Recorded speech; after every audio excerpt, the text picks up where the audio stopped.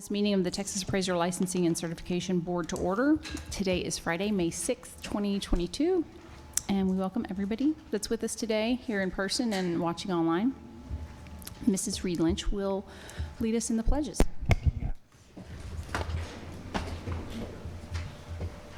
I pledge allegiance to the flag of the United States of America and to the republic for which it stands, one nation, under God, indivisible, with liberty and justice for all.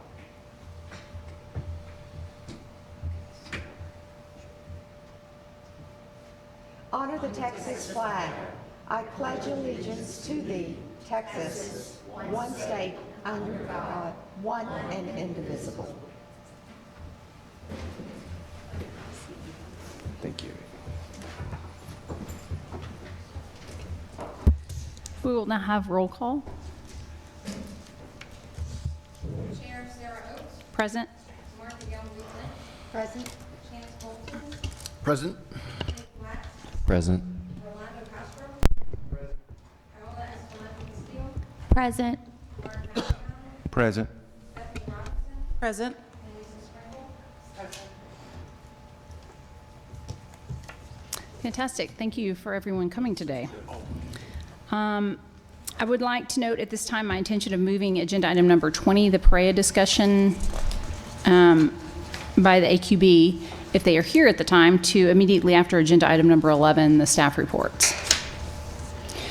I would also like to mention, don't see many people in the crowd, but I will anyway, that if you would like to speak, you must complete a public meetings comment slip. There's outside of the door, there is one also over here. Dion can give one to you if you need one. Now is the time for our mission moment, and everybody on the board has done one, and so it's back to my turn. And so as I was thinking about what I was going to talk about at this time, something happened this week that kind of made me think of how it ties into our work here. There's a service organization called the Young Men's Service League, and it is an organization where mothers and sons serve together.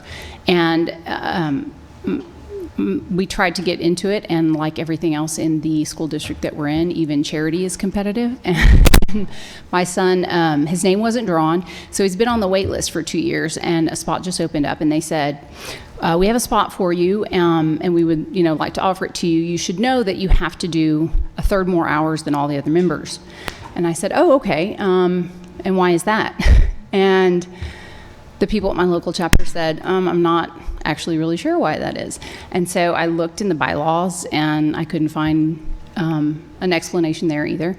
And so as I am texting, emailing nationals to ask them why, I thought everybody here at the board would probably laugh and say, of course, that's typical, right, of Sarah to ask the why. And so I just thought how that ties into us in our work here, and how the why can oftentimes give us the answer to how. And in our committee work and in our board work, to occasionally pull back and ask the why. Why do the rules say that? Why does the statute say that? Why did the AQB make that rule? Why did the ASC interpret things that way? And because we can oftentimes, start layering things because something sounds like a good idea. That's a good thing to do, but is that within our purview of what we're supposed to be doing? So I think, I would just ask each of you to occasionally step back and get back to the why and make sure that we're staying on mission.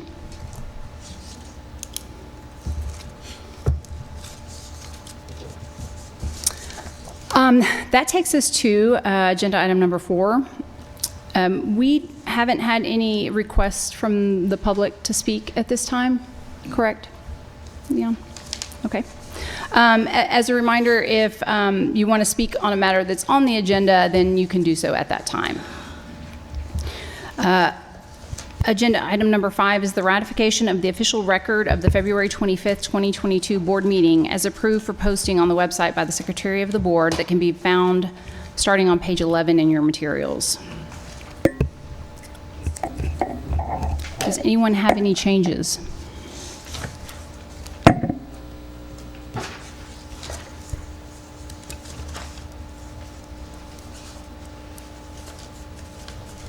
If not, I will hear a motion. Madam Chair, I looked over it and I move that we approve the meetings from the February board meeting. Second. We have a motion by Mr. Black and a second by Ms. Reed Lynch. Is there any other discussion? All in favor? Aye. Aye. Motion passes. Agenda item number 6, the final orders and surrenders in the matter of A, B, C, and D, and these are found on page 19 in our materials. We didn't receive any public comments to speak on any of these matters. There's no action required by the board on this. However, if anyone has any questions about these enforcement matters.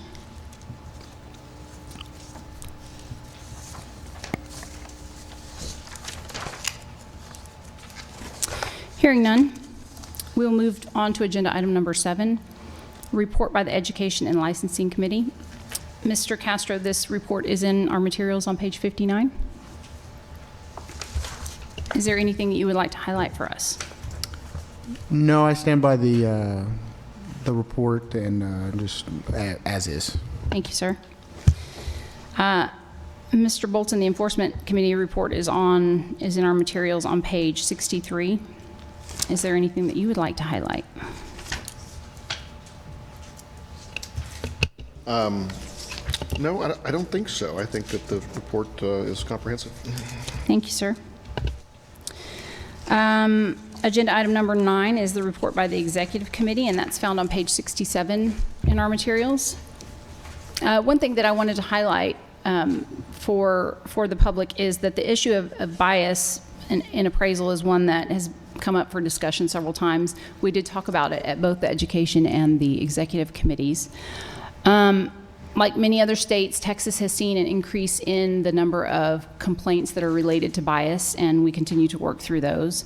We want to make sure that the public and stakeholders know that these are complaints that we take seriously. We also want our license holders to know that there can be some anxiety related to these types of complaints, and that we are taking that seriously as well. We're working through it, and it's an issue that continues to evolve on the national level, and we get guidance from them as time goes on, and it's something that will continue to be on our radar and something that we will continue to work through. Does anybody have any questions for me on the Executive Committee report? Agenda item number 10 is the Budget Committee report, and it starts in your materials on page 71. Mrs. Robinson? Yes, I'd just like to point out that I wanted to thank the staff and our leadership for an incredible job in presenting the proposed budget for the next fiscal year. They've done a lot of hard work, and we've made some revisions there, and they've given great input into where we need to go in terms of our financial positioning. So thank you to the staff for your great work on that. And then I know we have follow-up material later in the meeting today that we'll go over in detail related to our financial positioning and where we're looking to move the agency for the next budget cycle. So just thank you to the staff on that. Thank you. Does anybody have any questions? We will be talking, like Ms. Robinson said, about the budget later in the meeting. Agenda item number 11 are staff reports on agency operations, initiatives, and statistical data. Good morning, Commissioner. Good morning, Chelsea Buckholz, Commissioner. It's good to see each of you. I know this is a very busy month to carve out time for this meeting, so thank you for being here. And speaking of busy, next weekend, several of us will be at the AERO Conference, which is a conference for state appraiser regulators.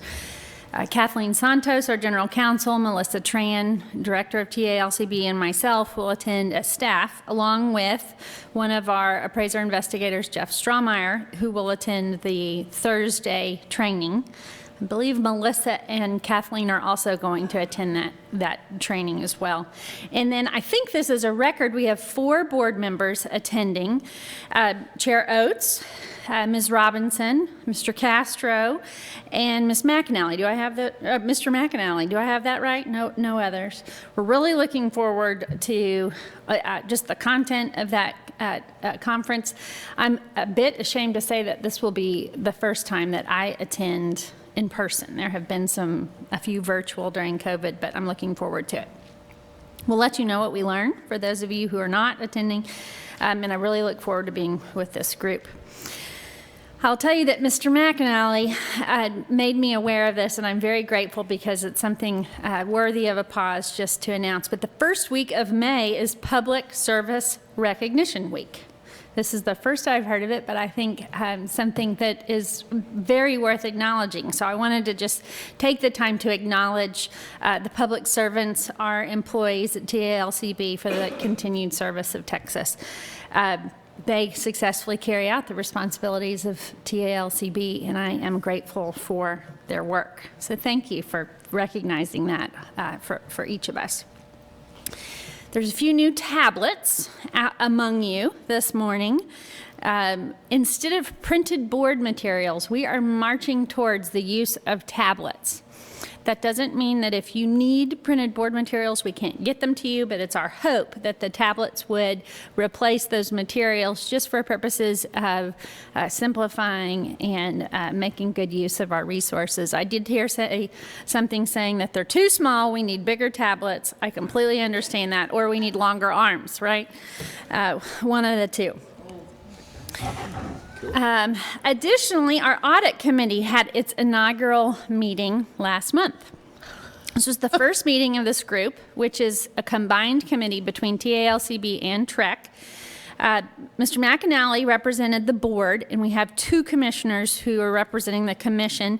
This committee will be the point of contact for our contracted or internal auditor, and will review all audit materials and really be the oversight between staff and the audit function of the entire agency. So we're excited about that. I also wanted to point, Commissioner, did you say that they had already had one meeting? They had one meeting in April. So they will meet again probably a few times this summer, just because our contract with the internal auditor is nearing its end at the end of August. And so we will need to solicit that or procure that new contract. And Mr. McAnally, you'll just let us know if there's anything that you need from us. Thank you, sir.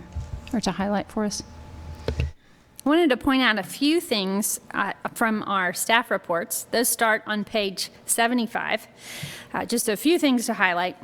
Applications and renewals are up. That translates also to increased revenue. So with more work comes more funding for more work. That's a good thing. Our complaint volume also continues to increase. Last year we averaged about 25 cases a month. This year we're averaging about 30. That's a significant difference. I also wanted to point out a typo on our executive summary, which is on page 75.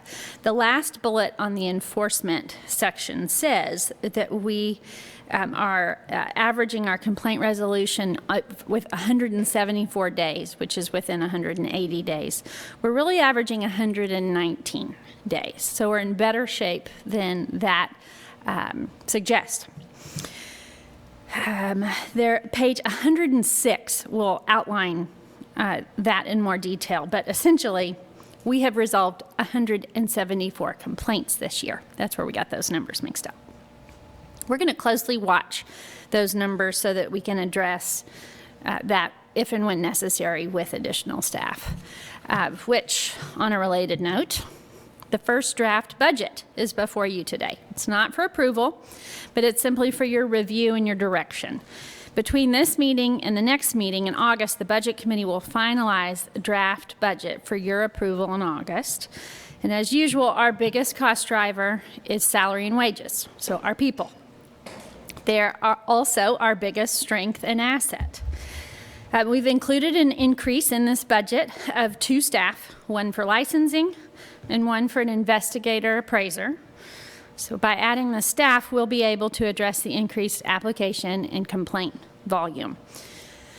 We also have an application in for additional ASC grant funds that can help address some of these expenses. We have a big IT project coming up. It's funded on the TREC side. I've mentioned this for several months, but just want to keep you in the loop. This is what we call our RAMP project. It replaces our Versa system, which is the licensing and regulatory system that acts really as our backbone for the work that we do. We're reviewing best and final offers now with the hope of choosing a vendor this summer and securing a contract this summer for the Commission's approval at its August meeting. So I look forward to keeping you in the loop on this project and giving you updates as we actually begin the project. The procurement period has taken a very long time. We're not quite finished, but we're getting close. Lastly, also before you today is our strategic plan. And Tony will talk about this in a little bit more detail, but I just wanted you to know that there's no significant changes from past years based on the instructions given to us on what needed to be included. Tony will walk you through that document to the extent that you want to walk through it, but I mainly wanted you to know that it looks very similar to previous versions, though simplified and shorter to the best of our ability. So with that, I'm happy to answer any questions you might have. Madam Chair, ma'am. I do have a couple questions. Customer relations, you mentioned that our complaints have gone from 25 on average to 30 per month. So that would not be customer relations. That would be like our enforcement complaints. Our complaints, I'm sorry, excuse me. Is there any reason behind the increase that we're seeing? Well, with more license holders, you have an increase. We also have the market that we're in means Right. appraisals are taking longer, and that's pretty So it's those types natural. of complaints It's that that type are happening. of thing. Okay. Thank you for that clarification. And then one thing I do want to say on the budget side of things, you mentioned that we are adding 2 staff members in order to handle the increase in licensing and applications that are coming through. I am in great support of that. I think we really, this fiscal year, operated on less staff than we probably should have, but based on our situation, we did what we had to do, and Melissa Tran and her group did an amazing job in still meeting their deadlines and being very efficient and performing very well. So they are well-deserved positions for her group so that they can breathe a little bit. So, so thank you for considering the additional staff on that. Absolutely, and I'll say to that we are also increasing the salary for the attorney positions just to make sure that we're competitive and that we can draw a candidate. This is a very hard market to hire attorneys, and so Or any position. or any Most position. positions. That's right.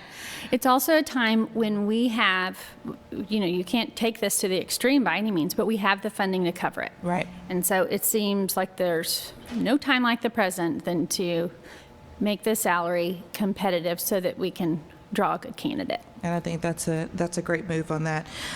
Would you mind just explaining to me a little bit more of the function for, you mentioned Mr. McAnally is representing us on the Audit Committee? Yes, so we have not had an audit committee in the past on the TREC side or the Talcb. Our internal auditor, which is an outside firm that handles the internal audit function, will ask questions of the board and commissioners to assess risk and determine what types of audits to do. They also ask questions by staff just to make an audit plan for each year. But we have a new commissioner on the TREC side that just asked the question of why isn't there an audit committee? And it was a very reasonable question because an auditor reports to the governing body. And so it was at his encouragement, which it was a very worthy question, that we create a committee to ensure that that reporting mechanism is clear. It was I believe it was Chair Kesner's, TREC chairman's request that we do, that we have a member of the board included simply because it is it's a function of both governing bodies. So that made sense. That's also a new thing. We haven't had a committee that is made up of both the board and the commission, probably other than a selection committee for an executive director / commissioner. Does that help you? Yes, very much so. Thank you. I appreciate that.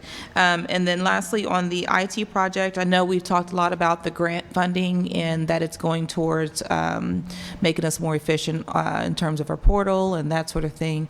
Where would you say we are in terms of timeline for that?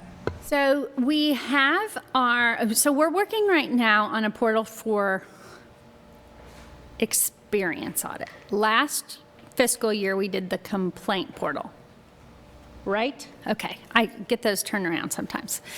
So I expect that project to be complete within this fiscal year. Okay, I like these approvals by staff. And that was really our plan, to do a project a year. So we're nearing the last quarter of the fiscal year, so. Okay, thank you very much. If I could ask one thing, I know Ms. Robinson already asked a little bit about this. So the addition of 2 new staff members, love it, think it's fantastic. Having served on the budget committee prior and chaired it, curious, I'm sure you're going to get into that, how we're going to finance that, how it's going to be paid for, because that was always one of the things that we had trouble with. Well, you got to get more people to answer the phone or do this and that, but it costs money, and so where does it come from? And Where does it come from? That's I'm sure you're going to get Really? into that. That's the question you want to ask? we have a hat. We're about to take up donations. Just kidding. I mean, I'm all for it. I love it. I'm Offering just plate curious method. how it, how I'll be the it's. first to donate my salary. You said that there's money there, so. The good thing is that as our applications and renewals increase, that is an increase of revenue. So with added work comes additional revenue, which is a very natural opportunity to hire more staff. We are financially in a better position than I expected us to be in. We also have reserves, which gives us a very good runway to kind of see the future and be able to adjust for it. So we will talk through the budget in as much detail as you'd like later on in the agenda, and I think you'll see, I think your confidence in how we'll account for those positions will grow. I will tell you that those 2 positions are included in the current draft for the 2023 budget. So we're not having to make adjustments beyond what you're seeing in your materials. Great, thank you. Anything else? Any other questions? I did want to point out on page 89, the application processing time. This is the second time that we're seeing this format, and I really like it where it has the goals in it. I know that we talked about adding that sort of thing, but I think that that's so very helpful. And so I just want to say that I appreciate the staff making that change. I also want to point out on page 91 that we don't have any experience audits that are over 61 days. And so I want to congratulate staff on that. I know that that has been years in the making, and I certainly appreciate the work that has gone into that. That certainly makes a difference to our license holders. So thank you. Thank you. Anybody else? Thank you, Commissioner. Mr. Slagle, good morning. Good morning. Good morning, Madam Chair, board members. Tony Slagle, Deputy Commissioner. I'm going to give you an update on customer service numbers and a couple of other things. Normally, by now, I would have sent out my monthly customer service report. We had a commission meeting and a workshop on Tuesday, so I apologize for the delay, but it will be going out today after the meeting. I do have some numbers, though, that I can report based on that. The overall, the contact center received 15,830 calls for the month of April. The overall abandonment rate was 3.22%, and the overall average hold time for April was 1 minute and 29 seconds. For the board calls break down to 1,091 calls, or just under 7% of the calls. The abandonment rate was 3.2%, and the hold time for the board was 33 seconds. So, which was significantly lower than it was for the commission. There were 4 days that where the hold time went above the 2-minute target. 3 of them just barely. There was, on April 18th, it was 2 minutes, 7 seconds. On the 19th, it was 2 minutes, 22 seconds. And on the 26th, it was 2 minutes and 12 seconds. And on April 26th or 25th, it was 3 minutes and 15 seconds. There's all good reasons for that. One of the days was the Monday after we were closed for Good Friday. Another of the days was when we had sent out the renewal notices. That always generates more calls.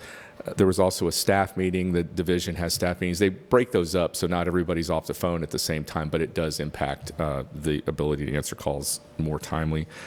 So the good news is, for the second month in a row and for the third month in the last 4, the contact centers answered 100% of all emails in one business day. So they're really knocking those out. So really kudos to them. We have 20 people currently on the contact center staff. There are 3 vacancies and 1 person is out on medical leave. One final thing about the contact center, we just implemented a call recording software for training purposes and quality assurance purposes. That has been, as I said, fully implemented, and there's also recording when you call up that lets people know that they're going to be recorded for quality assurance purposes. So before I move on to the other 2 things, any questions about any of that? Great job. Yeah. Great job to the I team. wish I could take all the credit for it, but it's Robert and his team that does it. So I just get to get up here. Excellent job, Robert. I don't see you. Where are you? There you are. Oh, good job. Very good. I just get to pat him on the back occasionally. So, okay, a couple other items I just want to bring to your attention. Jennifer Wheeler, Director of Education, has been working on updating the education reports. She's going to be bringing them to the Licensing and Education Committee for their review and bring them to the full board at the next board meeting for you all to look at. Just wanted to put that on your radar. And then finally, I just wanted to give you an update on the AMC registry numbers. We have 167 AMCs that have registered for the National Registry, and we've collected just over $751,000 for that. There are 18 AMCs that have not actually gone through the registration process. So, And remind me how we've decided to implement the fine this time. It's a one-time fine that... Melissa can speak to that a little better. Sorry. 751,000. Yeah, it's just a one-time $500 fine. There were 20 AMCs that were reported late this year. Oh, wow. Okay. Well, and if we're in, how far out are we now? Like 60 days, or was it March that? They were due March 31st. Oh, so we're 30 days out. I guess at some point we might need to consider whether there's another fine over time. I don't know how if the ASC says that we have to do this, we have to figure out how to light a fire to get this done. Yeah, okay. That might be something that the AMC committee needs to take up. Has anybody paid the fine? Yes, all 20 of them. They've paid the fine, but then didn't go ahead and do the... No, so the late fee is charged when they complete that late application to get on the registry. Yeah, so you have to pay the fine and the fee to get on the registry. Wait, but I thought you said there were still 18 that hadn't. 18 outstanding. So 20 reported late after paid. the March 31st, and then we still have 18. We still have 18 outstanding. Right. Okay, wow. It is working. Yeah. Yeah, I think we'll see more of an impact next year because this is the first year we've implemented this. Yeah, okay. Okay. Okay, very good. Scott, that's a lot of money that we sent to the ASC. Yeah. Any other questions? I too wanted to sort of piggyback on Stephanie's remarks. You know, when you look at how many new licenses, applications that we have, and that the customer service numbers can stay as good as they are, especially when you're talking about this increase has been mostly in trainees who tend to have questions because it's a little bit of a complicated process onboarding. And so just wanted to recognize that not only is customer service doing well, but under increased pressure. So we certainly appreciate that.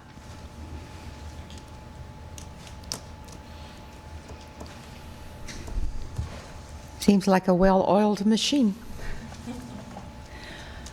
Is there any other staff that we're hearing from today? Okay. It does not look like Mr. Swinney is here. And so we were going to move agenda item number 20 to after the staff reports. We will just put that on hold indefinitely until he arrives. Okay. No other questions from board members before we move on? Okay, that takes us to agenda item number 12. This is rules for possible adoption. So as a reminder, these are the rules that were discussed at the last board meeting, and they have been published in the Texas Register for public comment. We did not, let's see, this is not, no, we did not receive any comments, any public comments on them. Today they're here before us again for adoption. Generally, they will become a rule, it becomes effective after about 20 days when it's submitted to the Texas Register. Agenda item number 12, Ms. Santos. Good morning, Madam Chair, board members. Kathleen Santos, General Counsel. Madam Chair, you laid out the summary of this item very well. This is the first in a series of items related to the quadrennial rule review. As a reminder, this review is required by statute, and it takes place at least every 4 years. The applicable chapters are reviewed and considered for readoption, revision, or repeal. And the review also includes whether the reasons for initially adopting the rules continue to exist. The rules before you in this specific subchapter are listed in your agenda and included in your materials. No comments were received, as Madam Chair mentioned, and generally these were just amended to better reflect our current board practices and procedures and simplify and clarify where needed. Staff's recommendations here are to adopt the amendments as presented, as published, excuse me.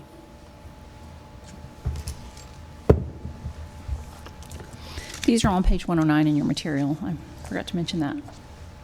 Does anyone have any questions? Madam Chair, Mr. Bolton? I move that the staff is authorized on behalf of this board to submit for adoption amendments to 22 TAC 157 TAC 4, 157 TAC 7, 157 TAC 8 as published, along with any technical or non-substantive changes as required for adoption. Second. We have a motion by Mr. Bolton and a second by Mr. Black. Any other questions? All those in favor? Aye. Anyone opposed? Motion passes unanimously. Agenda item number 13 is on page 113 of our materials. Ms. Santos? Discussion in agenda item number 13, discussion and possible action to adopt amendments to 22 Texas Administrative Code, Chapter 157, Subchapter B, Sections 157.9 on notice of hearing, 157.10 right to counsel, right to participate. Again, these amendments are made following the quadrennial rule review. They're here to reflect current procedures and simplify and clarify as needed. Most specifically, we're clarifying the procedure for providing notice of hearing consistent with 1103-502 of the Occupations Code. We didn't receive any comments on these, and staff's recommendation is to adopt the amendments as published. Madam Chair, I move that staff is authorized on behalf of this board to submit for adoption amendments to 22 TAC, sections 157 and 1.9 and 157.10 is published along with any technical or non-substantive changes as required for adoption. And I will second. We have a motion by Mr. McAnally and a second by Ms. Robinson. Any other discussion? All those in favor? Aye. Anyone opposed? Motion passes. Agenda item number 14 is on page 117 in our materials. Ms. Santos? Agenda item number 14, discussion and possible action to adopt amendments to 22 Texas Administrative Code, Chapter 157, Subchapter C, post hearings, and specifically the sections are 157.17, final decisions and orders, and 157.18, motions for rehearing. The amendments here, again, are following the quadrennial rule review to better reflect the board's procedures and to clarify as needed. I just wanted to note, Section 157.18 defines the method in which a motion for rehearing may be filed with the board. No comments were received on this, and staff's recommendations is to adopt the amendments as published.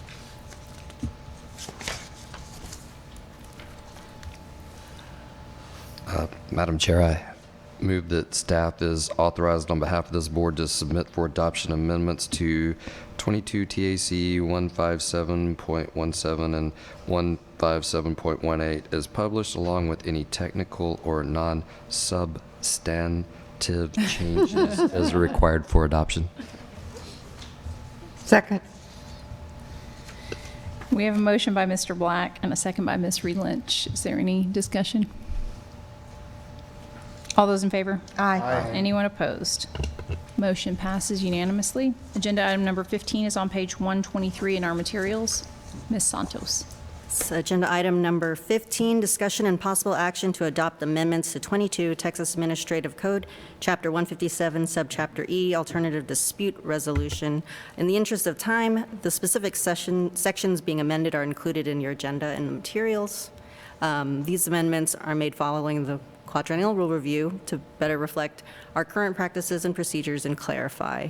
More specifically, the amendments here reflect changes to division names. We add an additional method for negotiations, and then clarify the equal splitting of fees incurred between parties that choose to go to mediation.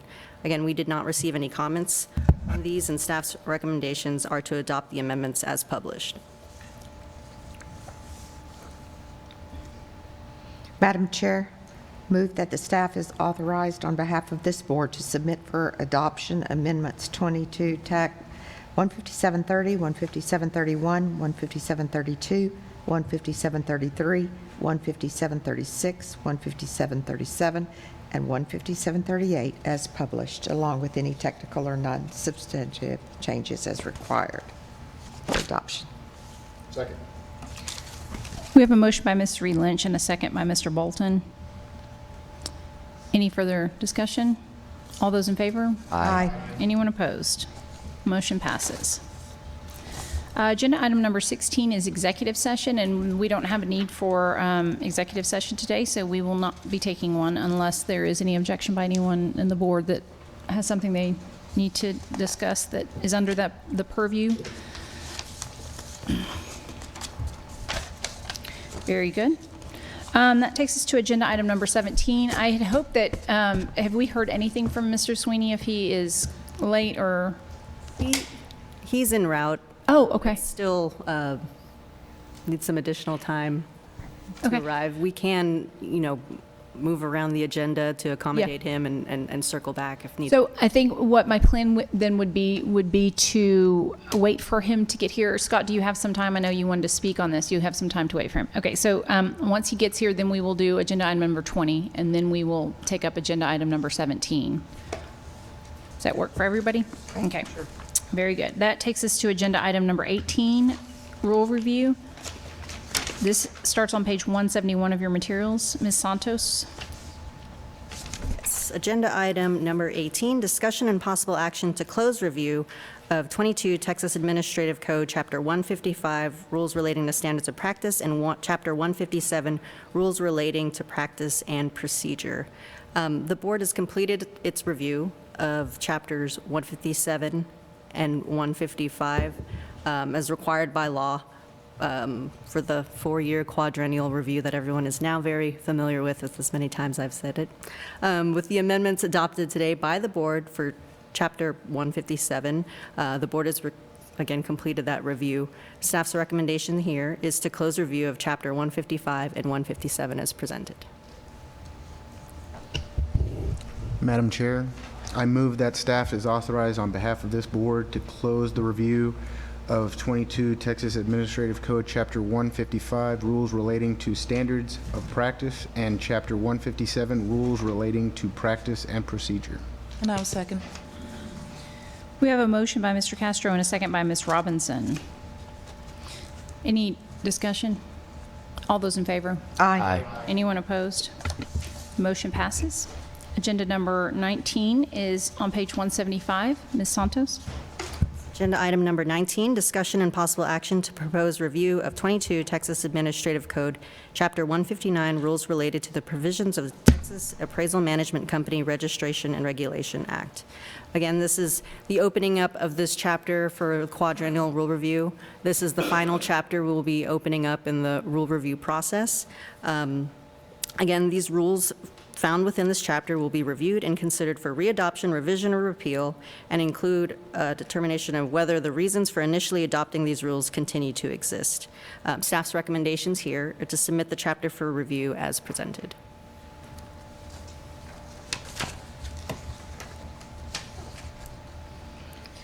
Madam Chair, move that the staff is authorized on behalf of this board to submit the review of 22 Texas Administrative Code, Chapter 159, rules relating to the provisions of the Texas Appraisal Management Company Registration and Regulation Act to the Texas Register for publication and public comment. I second.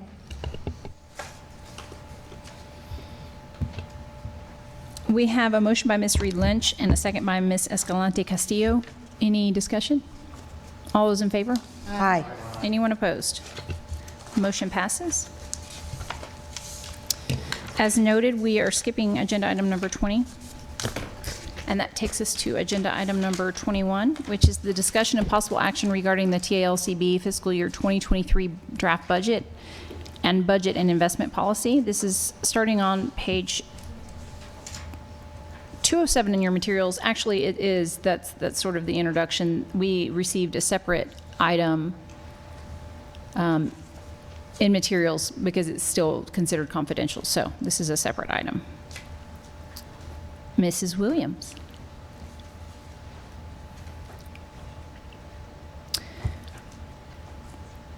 As a reminder, this doesn't require action. Is that what we heard earlier today? Okay.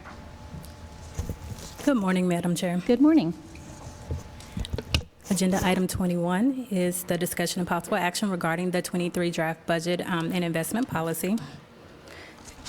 And let's see. And so I just also wanted to clarify, we also have agenda item 22, which is the actual budget as well. So would you like for me to cover both at this time?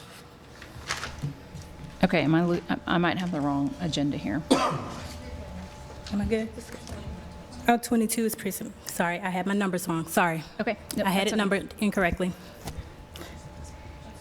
I cut and paste, so it could have been my fault too. Okay, the 23 first draft of the budget was reviewed by the Budget Committee, and it's offered for consideration to the board. And because this is the first draft, action is not needed at this time to approve the budget. However, the board may wish to direct staff to make changes. Several key highlights include, and I just want to make sure that everyone's looking at the budget that we sent out, a separate cover that looks like this. There was a separate link. Did you guys get a copy of that? Yes. Okay. Okay.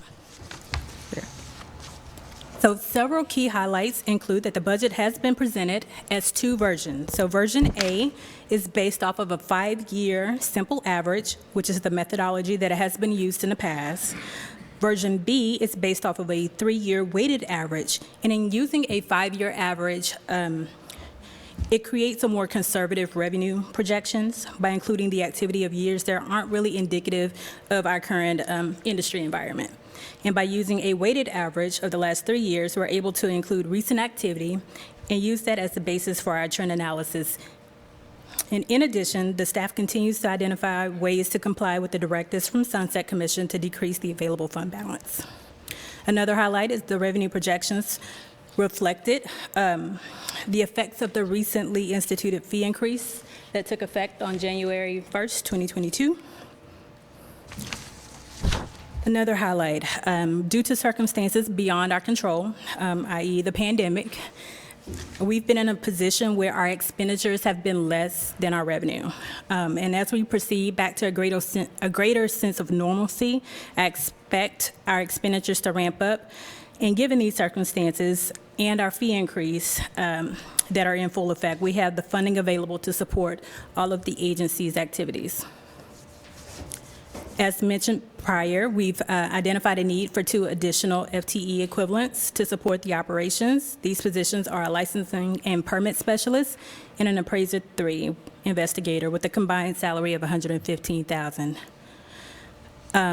Let's see here. Another highlight is the merit allowance for staff has increased from a 3% merit allowance to a 5%, which means that the division director, Director Tran, has been given a budget that's equivalent to give every last member of her staff a 5% merit if it's deemed appropriate, and a merit is based off of your performance. And so we wanted them to be able to do that.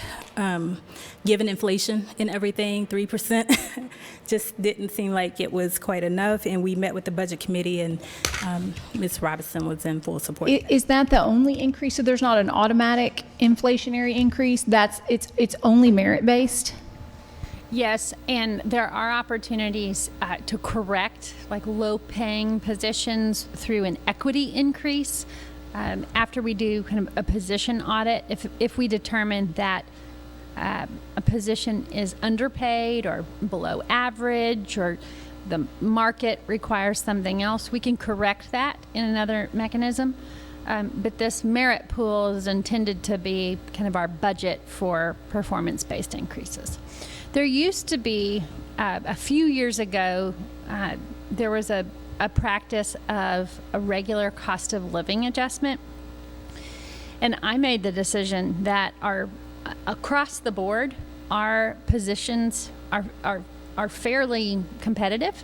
And so I didn't want there to be an expectation of staff to receive an adjustment every year based on cost of living, that we can basically account for that through merit increases. So we've really just simplified our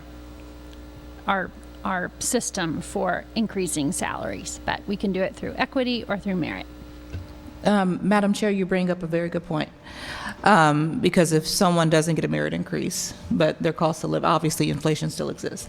My question to Commissioner, when do we plan to do a personnel audit, a position audit, to look at those? We do it on an as-needed basis, but it's an ongoing process. We are very regularly looking at positions to make sure that they are competitive. We're doing that with several positions currently. And the other mechanism I should have said is that because we are an SDSI agency, we have freedoms that appropriated agencies don't have, but there's no mechanism for appropriated state agencies to receive a cost of living adjustment except as decided by the legislature. So we will watch for that, and if the legislature ever does that sort of thing, we would, if budget allows, mirror it. But in some respect, we were almost getting, it was creating a little too much opportunity for that. So we want to richly reward employees and ensure that we are paying appropriately, but not overly so. Okay. I would like to, if it's appropriate, to put that under my committee to review for the next committee meeting. So if we can make note of adding that to the agenda as an open discussion on how we can move forward with maybe implementing something a little more concrete in terms of how we look at our salaries. I'll also tell you that anything you decide, that there needs to be coordination between the board and the commission. Otherwise, you get out of sync with each other in a way that causes significant morale issues. Sure. But absolutely. That's a good point.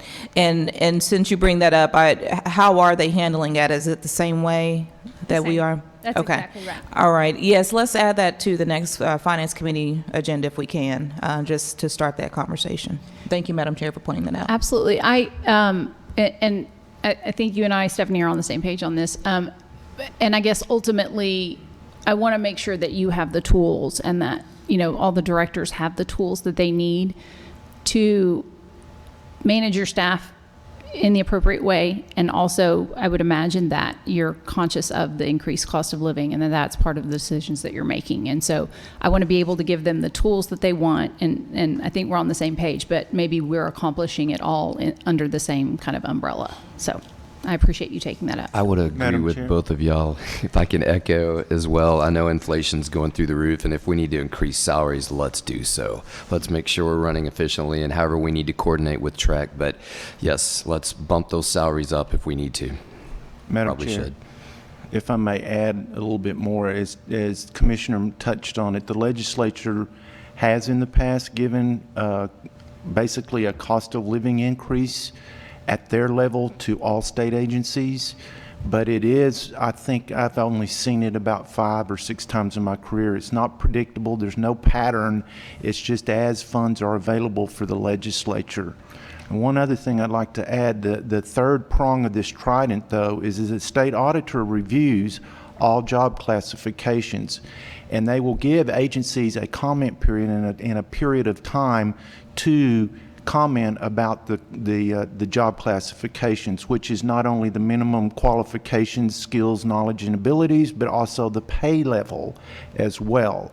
And so you have the opportunity as an agency to have input if the classification and the pay grade don't match up. You can suggest corrections to the state auditor's office as well.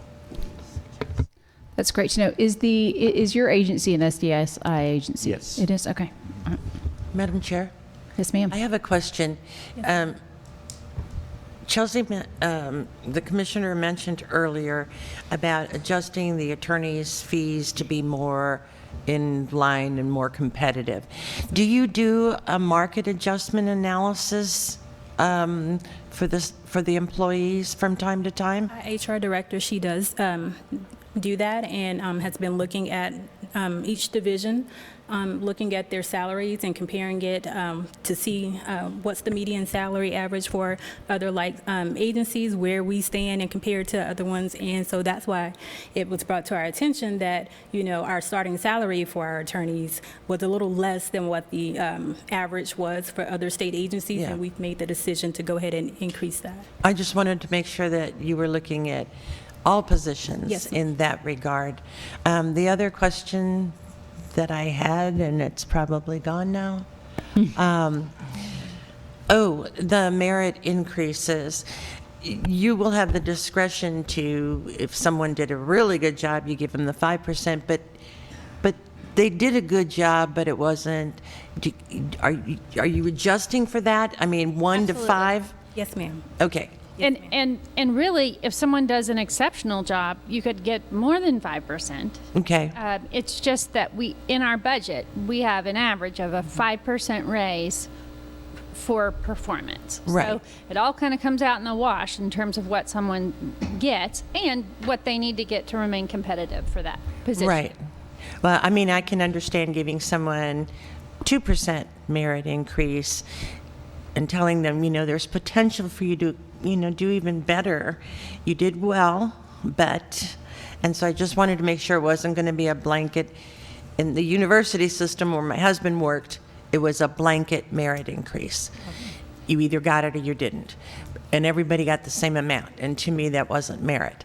So I wanted to make sure that that's what you were talking about. That's really the intention of streamlining the system. The way that it worked in the previous administration is that all performance evaluations were done at the end of the calendar year, with an opportunity for a merit increase around March, and cost of living adjustments made at the end of the fiscal year, so at the end of August, which meant that there were 2 opportunities for increases in a year. It also meant that all of the work for those performance evaluations were done at the end of the year at the exact same time, which made the process a little bit less meaningful because it was such a heavy workload for the directors.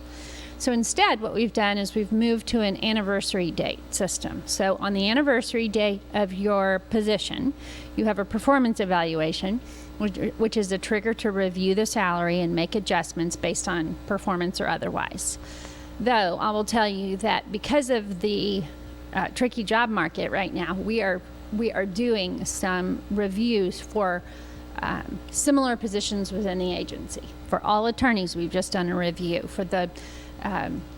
For our licensing staff, for our education specialists, for our customer relations folks, for positions that we have several of within the agency, we've done a review to make that determination, to make sure we remain competitive, and to make sure we're just compensating employees well enough to want to stay. But I also don't want to guarantee any increases for people who are not performing. And I want it to be on an individual basis to encourage performance, which I think is something that is sometimes in state agencies not done very well, and so I'm trying to infuse that system into our agency. I appreciate that. Thank you. Madam Chair, Yes, sir. may I also Please. compliment the commissioner on this? Her highs are on the horizon where they need to be, because most state agencies only factor in 3 to 4% of their salary budgets for increases, so she's ahead of the game. Awesome. Good to know. Thank you. Okay, and I only had one other highlight that I wanted to mention in regards to the budget, and that was related to the grant. The agency was awarded a grant from the Appraisal Subcommittee, and originally for $120,000. And beginning in FY21, and it ends in FY23. And so, that was something that we weren't accounting for. We received $120,000 in 21. We received a supplement of $101,640. And then we've recently just received our notification of award last week of our FY22 continuation grant. So we've received a total of $341,640 from the ASC subcommittee for that grant. And so I just wanted to give that update and let you all know that. Let's see. So there's no motion that's necessary. However, if desired, the board can direct staff to make some changes to the FY23 budget. I know we're going to be meeting again with the Budget Committee to go over this again and make some changes based off of the discussion that we've had. And so I look forward to that, and I'm open to any additional questions that anyone may have. So I appreciate that you've moved from the 5-year average to a 3-year average, because I think that makes more sense. It does look like there's other factors considered in that, because our license fees, we've projected almost $2 million for next year. And so that tells me that we're expecting, the increase in licensing to go up. So can you tell me a little bit about that? So it's not just, so with the 5-year average, it was more conservative, and it took the revenue that we collected from 2017 through 2022. That skews things, because since 2017, we've had 2 fee increases. We had a fee increase in January 2020 and a January of 2022. So it's important to include those numbers in our revenue projections. And so it's not so much as we're projecting a huge spike in our applications and new applications. It's more so factoring in the full effect of the fee increases. Is that new? Okay. Right. Okay. Very good.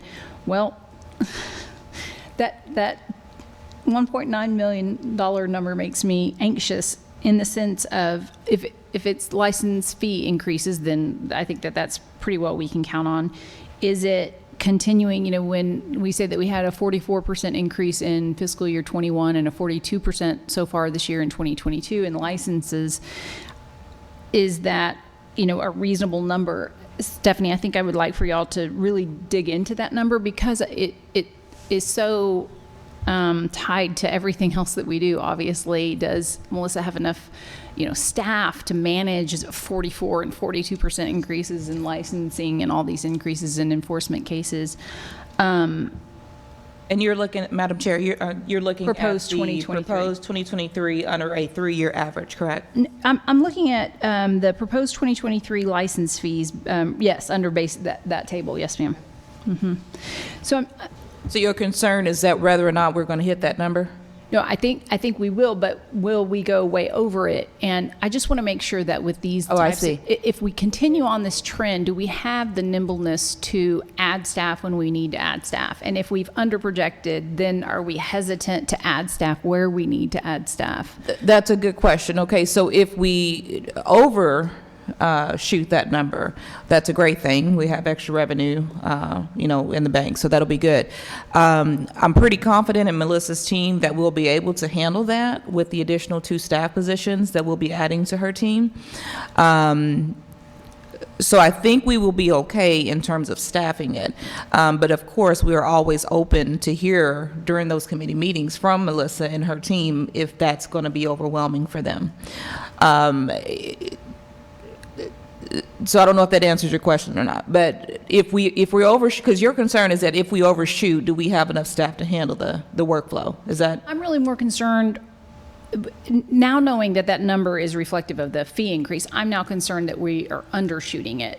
if we're relying too heavily on past numbers. And I'll add, in terms of undershooting it, I would rather, on the revenue side, undershoot than overpromise, right? Because what I don't want is for us to say we're going to hit 2.5 million and then we budget those expenses accordingly and then we end up with a huge deficit. So I have asked the staff, I've guided them and asked them to be as conservative as they can, so that we're not in a position where we're staking the level too high and then we don't hit that number. I appreciate that. My question, I guess, is within the conservative number, if that limits us. Does that if we said, oh, we only budgeted this much for staff, but we're still seeing another 40% increase as we go forward and we need more staff, but we didn't budget for it. Yes, Commissioner. We have the ability to handle that in two ways. Within the budget policy, there is a variance mechanism, so that if there's a variance in any line item of the budget, like salary and wages, that is over, is it 20%? Then we would need to come back to you and say, we need more money for this item, and here's why. Below 20%, we have the authority, based on this policy internally, to make changes. I would tell you that even within our salary and wages budget, we probably have some leeway to add another staff member depending on what the first part of the year looked like. Did we have vacancies that would show savings, that type of thing. So we would look at the budget, determine whether or not we needed to come to you to make the request, but we have the flexibility, either with your permission or within current funds, depending on how much funds are available, to hire staff to address that concern. You do not approve a number of staff, you approve a funding level for staff. So, which is a little bit different than an appropriated agency. The legislature for an appropriated agency gives a cap of personnel, an FTE cap. And for us, it's more about what funds are available, which I feel confident within this budget amount that we have the funds available to address any needs that we have. We've been a little lean this last year. Yeah. And sometimes I feel like in the management of needs from a personnel standpoint, you are a little bit lean until you can't handle it, and then you add another staff and you're a little bit rich. And then it's not a perfect system, but you address things when you really, really need it. Sure. But I promise you, I'm committing to you that we will come to you, or we will make adjustments before we are too lean. It's important to me that we're not sucking our staff dry. Yes, Commissioner, I appreciate you honing in on the 20% variance. So that's where we have the leeway to, if we need another staff member, they can come to us. If it's going to be over 20%, that they're going to have to add to the budget, so we can make that adjustment at that time. But I don't want to overstaff, because then we'll get into a situation of where the agency's not financially balanced like they should be. Sure. So I think as long as we have the ability to, I don't want us to constantly be catching up, because staff is just going to always be overburdened. That's so. If mid-year it's like, well, hang on for another 6 months before we can get some more money for some more staff. That's not, I don't want that to happen. So however y'all need to make that happen. That's an excellent point. And I think Melissa has done a great job of communicating when she needs help. You know what I mean? Like she's given us good insight as to how her team operates, and she's very open about that. So I do believe that if we were set in a situation where she felt that they could not do it, or they were just over pushing themselves, I do believe that she would come to us. She has great foresight, and just from working with her historically, she tends to see those types of things early on. She tends to pinpoint those types of issues before they become major issues. And I trust that she would come to us, or come to Commissioner, to let us know before it got that bad. So I'm pretty confident in that. I really am. But I did not want to put us in position to overstaff, and then, like I said, from a financial perspective, you know, because even with the budget that's in front of you guys today, we're still looking at an operating deficit, right? So if we add another employee to that, that's going to put us even deeper. And so I'm pretty confident, though. I think that the staff knows that we are open to hear them and help them where needed. And What would you say, Melissa, how many are on the enforcement staff right now? What's the total team number?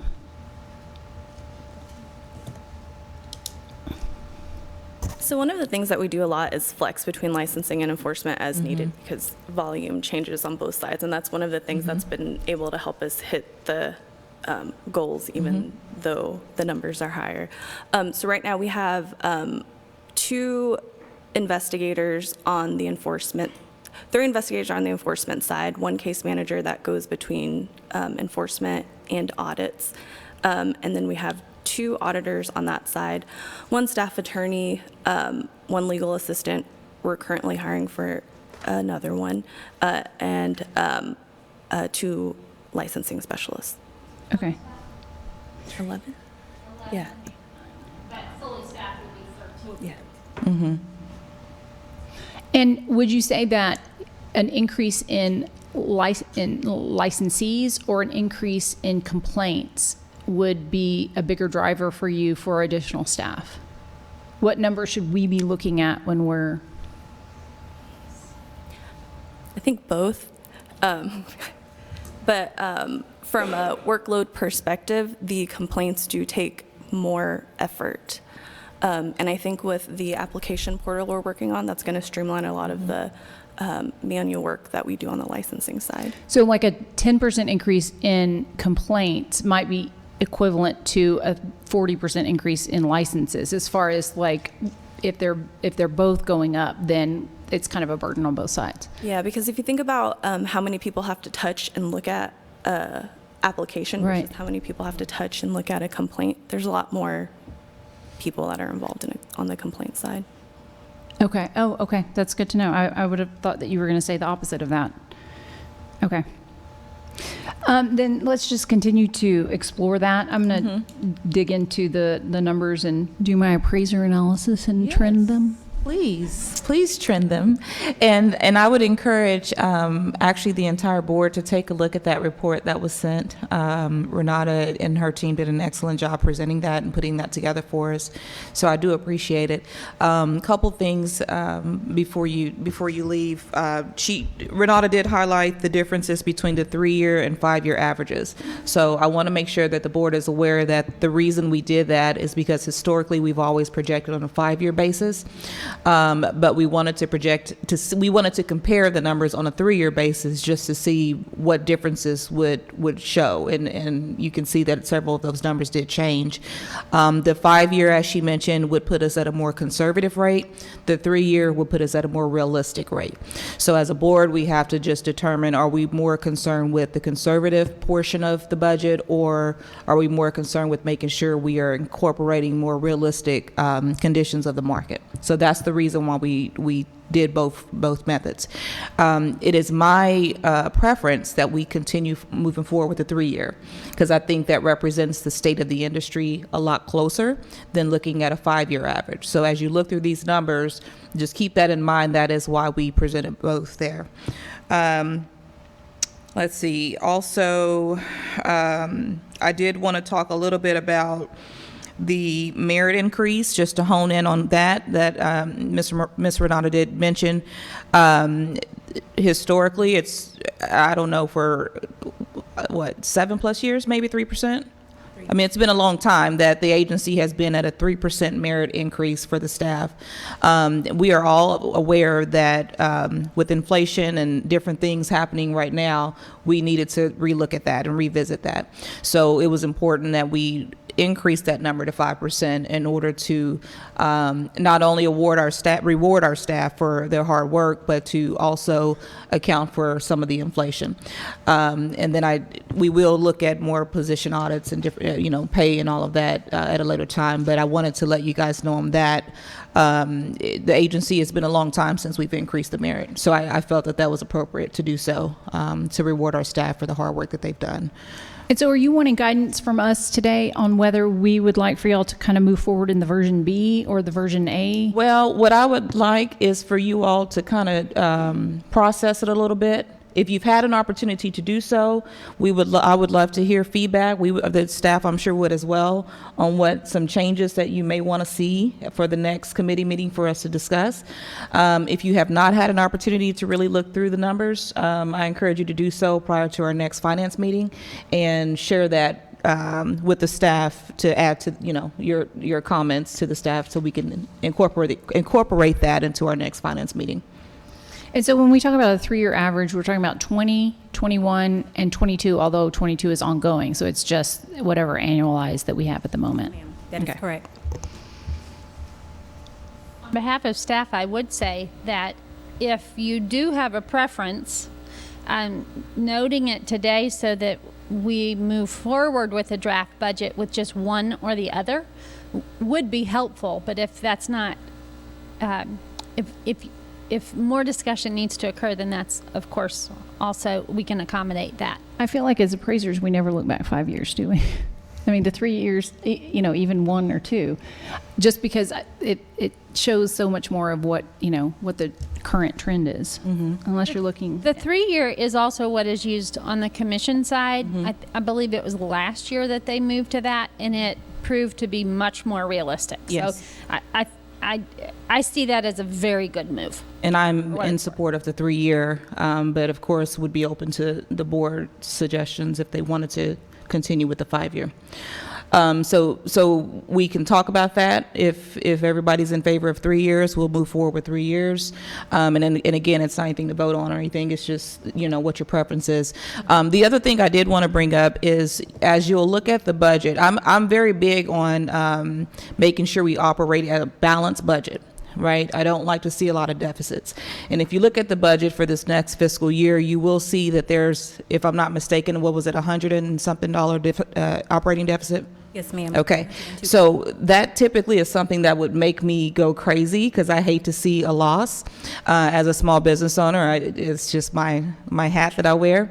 However, I want to make it very clear that we have been giving a sunset directive to spend down our reserves.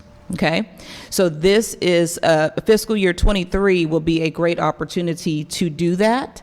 Ms. Renata probably has the exact numbers of what our current reserves are right now, and they are significant, they are high, and we have been directed to spend that down. So that is why I'm okay with seeing a little bit of a deficit this year than I typically would in the past. It's because that is what we're supposed to do, is use some of that reserve money to go down, to cover some of those expenses. So I wanted to make that clear. That's why we are okay. That's why I'm okay somewhat with seeing an operating deficit. But can you share those numbers of where we are in our reserve? So yes, ma'am. As a projection, I don't have the actual numbers with me on this document, but a projection, when you look at our available fund balance within the Texas Treasury, that essentially is what would have been our reserves and any AMC carryover that the agency used to set aside on paper. But now, back in August of 2020, remember the board voted to eliminate all the reserves and just show whatever we have available in the era of transparency as our available fund balance. So when you see for FY23, almost $1.4 million as our available fund balance, that's essentially the $1 million of previous reserves that we had and any AMC carryover funding that we may have had. So I just want to kind of make sure that we all understand we had several things that were out of our control with this and why we're at this number. COVID, we had shut down, so our expenditures were less than our revenue. We had the fee increase January 2020, January 2022. We've had an increase in applicants. We've gone from $62.99 in 2020 to $71.75. So some of these things we could not, project, and we didn't have the foresight. Hindsight is now 2020. But we're in this position now, and so we're trying to make sure that we do all that we can to spend down this money. Did we have a time frame from Sunset that told us how We did not have a time frame. We had a self-imposed time frame where initially back in 2019, I believe the board said we were going to spin it down by 2023, but we don't have a sunset directed timeline. Is there any plan to keep some of that money? Oh, yeah, absolutely. You know, so that we don't spend it And down 100%. I'm curious. yes, I so- kind of like the idea of keeping a little bit. I hear you. I hear you. No, we are. At the same rate, I That's a great- understand we do need to spend it down. That's a great question, and so we talked about that with the commissioner. She just stepped out, but we did talk about that. And then what I asked her is, where does she, what amount does she feel comfortable with in terms of her her escape fund or her extra fund, I call it savings, if you will. Yeah, because every business, every agency, every home needs to have that. And so from the commissioner's side, and she can speak for herself when she comes back in, she was okay with, if I'm not mistaken, $500,000 to $400,000 or so. I like that. There That's she a good is. figure. Is in terms of keeping that in the reserve and never going below that amount, so that we can have something in the pocket just in case we need it. But the 1.4 or where we are today, based on the sunset directive, we cannot have that excess of money as an agency, because we don't function as a small business or as a corporation where you want to see that type of money set aside. You don't function in terms of profitability here as a government agency, so we can't have that type of money set aside, because we're supposed to be using those funds to, take care of the consumers and take care of the license holders. Commissioner, we just were talking about the, Mr. Black asked a great question. Are we going to keep some of the reserves on hand, because we're at the $1.4 million mark, and I was explaining that I did ask you what you were comfortable with in terms of how much money you want to keep as a reserve. Sure. And I think we have to walk a tightrope, dance a dance, thread a needle, whatever it is, to keep a reserve that is enough to cover in the event of something unexpected, while also not keeping such a safety net that it appears that we're Hoarding money. holding money that we could be using, and therefore fees could be less, something like that. We do have an operating reserve. So that is a short-term runway should something unexpected happen. It's a 3-month operating reserve, correct? That is correct. 3.5 months. Yes. There you go. I think that feels about right. To keep a couple 100,000, maybe $500,000, I'm just making numbers up, but that feels over and above the operating budget. I think feels pretty conservative to me, which, while also just giving us a little bit of a buffer. But I also will take your lead on what you think is the right number on that. We want to take into account the feedback of the legislature and sunset. So it's something less than what we've historically had, but probably somewhere in the middle. And yes, ma'am. It is a tough needle to thread, because so if we end up with more for 2023, then we're adding to that reserve that we should be spending down. It's not enough for us to probably go in and lower license fees, because then we end up right back in the same place again. So it's like, how do we, balance all that? And we watch it over time, but 2023 actually is going to pull from some of that, because we're at an operating deficit of 100. Unless we have more revenue than we're projecting. Which that's true. That's true. And then we will need to look at the following year, looking at how we're going to spend that. Right. But we have to be careful and strategic on how we spend that. And I say that because if we put it all towards adding new staff, at some point we're going to run out of money, because you can't sustain those staff members over time with a limited budget like that. So we would have to look and see where we need to place that money at that time. I do think having a few years of what I describe as runway is helpful, just the way that the budget is structured, to have 3 years ahead. We know that if we increase staff, our expenses will, continue to go up if you do if you budget for merits each year. And so any sort of ongoing expense, will grow over time. We also, this board has committed to not increase fees for several years. So that puts us in a good position to, as or if license and renewals continue to increase, we don't increase fee, right? We just kind of keep status quo and reassess every year with the hope that at some point there will be kind of a crossroads there. And we want to be able to see it far ahead. Renata, have I messed anything up? Okay. That's perfect. Thank you. But you make very good points, Madam Chair, and I appreciate your feedback on that because it does help kind of guide our discussions on the committee level. Okay, great. Does anybody have any objections to us directing the Budget Committee to go forward with a 3-year, kind of looking at the 3 years opposed to 5-year being? I like it. Yeah, okay. Okay, I think that would be our directive then. Absolutely. Thank you. Fantastic. Thank you for putting those comparisons together. I think that's helpful for us to see. No problem. Thank you, ma'am. Any other questions? Madam Chair, I have a couple of quick questions. Yes, sir.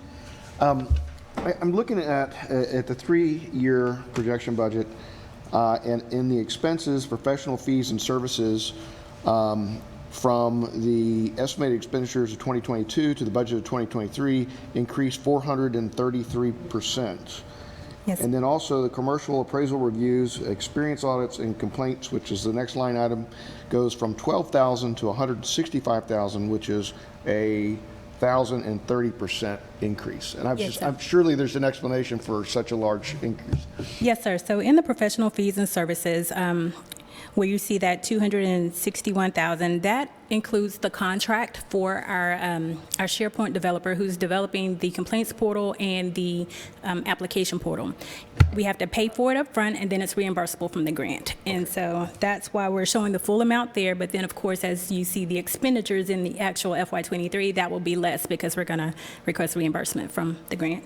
And the 165,000 is we were asked to include an amount for contracting the commercial audits, just to kind of take some of the load off of staff as we project an increase and to get that time frame down. And so we're projecting and setting aside $165,000 to be able to do so if we have that need. Okay, thank you. Yes, Great sir. questions. So one additional thing, would it be prudent, I guess, not to apply for the grant anymore since we have such a? Oh, no, we need that grant. Yeah. Okay. I'll answer that. Did you hear how much money we're sending to the ASC? I understand, but we're trying to spend down that reserve and stuff. I understand. I get it. I totally understand. I'm teasing. That's a great question. I'm just wondering. I'm like, well, if we're trying to get funds from one place. Let's reduce it from license holders as opposed to the federal government. That's right. What I love about the grant, and Ms. Renata can answer you, I'm sorry. What I love about the grant is that it gives our agency an opportunity to do things that we otherwise could not do, like the portal, streamlining, going electronic, that has been significant in our operation. And so if we didn't apply for the grant, we could use our reserves for that, but then we would be limited. So that grant has really helped us as an agency really be more efficient operationally. So on the budget under the ASC grant, the revenue is $120,000. So with the grant, the max, according to their notification of award or federal funding availability, is $120,000 each year. However, states can apply for a supplemental. So that's what we've done before. So whereas we received $120,000 in FY21, then we received $101,000 at the beginning of FY22, then we just received another $120,000 in FY22. So we have the ability to exceed the $120,000 by requesting supplemental funding or an amendment to the original. Apparently, they have a little excess money. So that 120 could change depending on when we get approval, if and when we get an ASC grant approval. If we apply for a supplemental and request additional funding, however, their baseline funding is max 120, and then we have to ask for more. So I thought the 120 paid for the attorney. So the $101,000 that we got this year was paying for the attorney. Okay. The $120,000 that we received initially helped, was that the complaint portal first? The complaint portal developer. So if we're spending 260 less 40, 220, then, but we're only getting 120. So that was where we were going to have to take some of that essentially out of HIB. We would have to cover those costs. Okay. Yes, ma'am.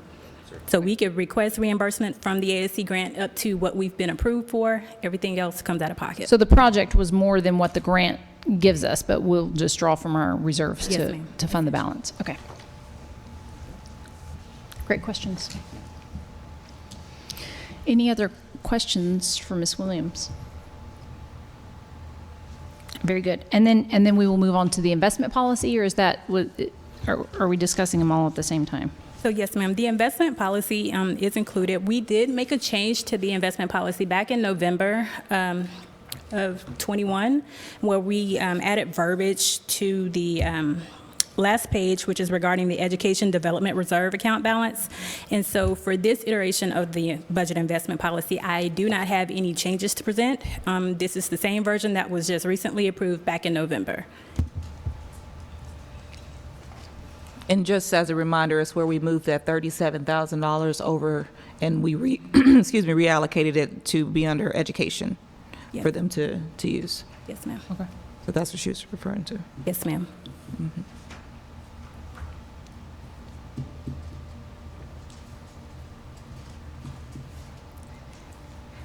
Does anyone have any questions about the investment policy? And this is something that's also under the purview of the Budget Committee? Yes. Ish? Yes. Yes, okay, awesome. We reviewed it. Very good. Yeah, we reviewed it and are okay with it. Okay. Because it was just that small addition. Okay.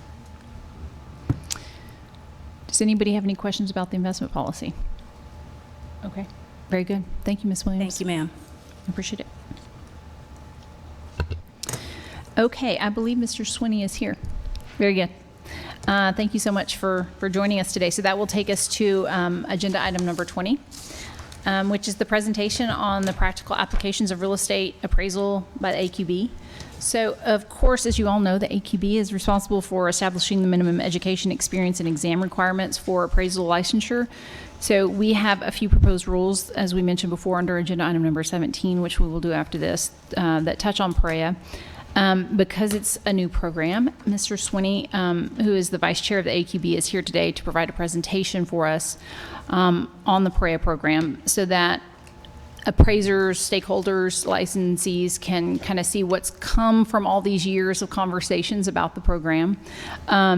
He'll be able to answer any questions that we might have and hopefully give us an idea of when the first Prea program will be out for aspiring appraisers. So Mr. Swinney is a certified general and an MAI with the Farm Credit Bank of Texas here in Austin. And please join me in welcoming him. We appreciate him being here. Thank you, Chair Oates. And first, I would like to apologize for my tardiness and casual attire. I don't know how this appointment fell off my calendar. But I did set a land speed record getting here. That said, looking at Prea, the things I wanted to cover with the board today were its evolution, what it is, updates and when to expect the first program, FAQs, and your questions. The next slide shows a brief history of the evolution of Prea. Concept first started being considered around 2015. Prior to Prea, the qualifications board and appraisers were trained by in-house banks. Appraisers were trained by other appraisers. The apprentice model was working pretty well. Appraisers could have many trainees. It worked well for a long time. Dodd-Frank did put some additional limitations on that. And in addition, I might add that the board, at one point, our stakeholders raised concerns about appraisal mills, with firms having a lot of trainees that weren't getting that well supervised, and they were just cranking reports out, and many not ending up with a credential. So steps were taken to limit the number of trainees at that point as well. Subject matter experts gathered on how best to put together a Prea program, which is intended to address the issue of an unintended barrier whereby qualified individuals that we would love to have in the appraisal profession that are otherwise qualified cannot find a supervisor.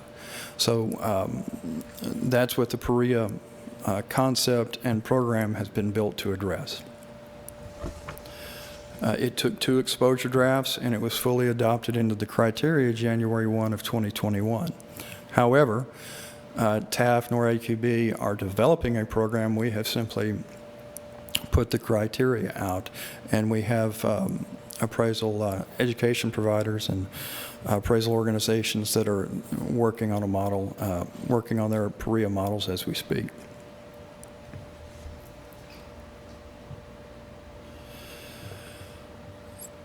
So what Prea is, I wanted to keep the audience caught up. Thank you. It's an alternative to the traditional supervisor training model as we covered. It is available for licensed residential and certified residential, and it can count toward 50% of the experience required for the certified general. And that's because up to half the experience for the CG can be in residential property types. So it fully checks the residential piece of that experience. And it is approved by the AQB.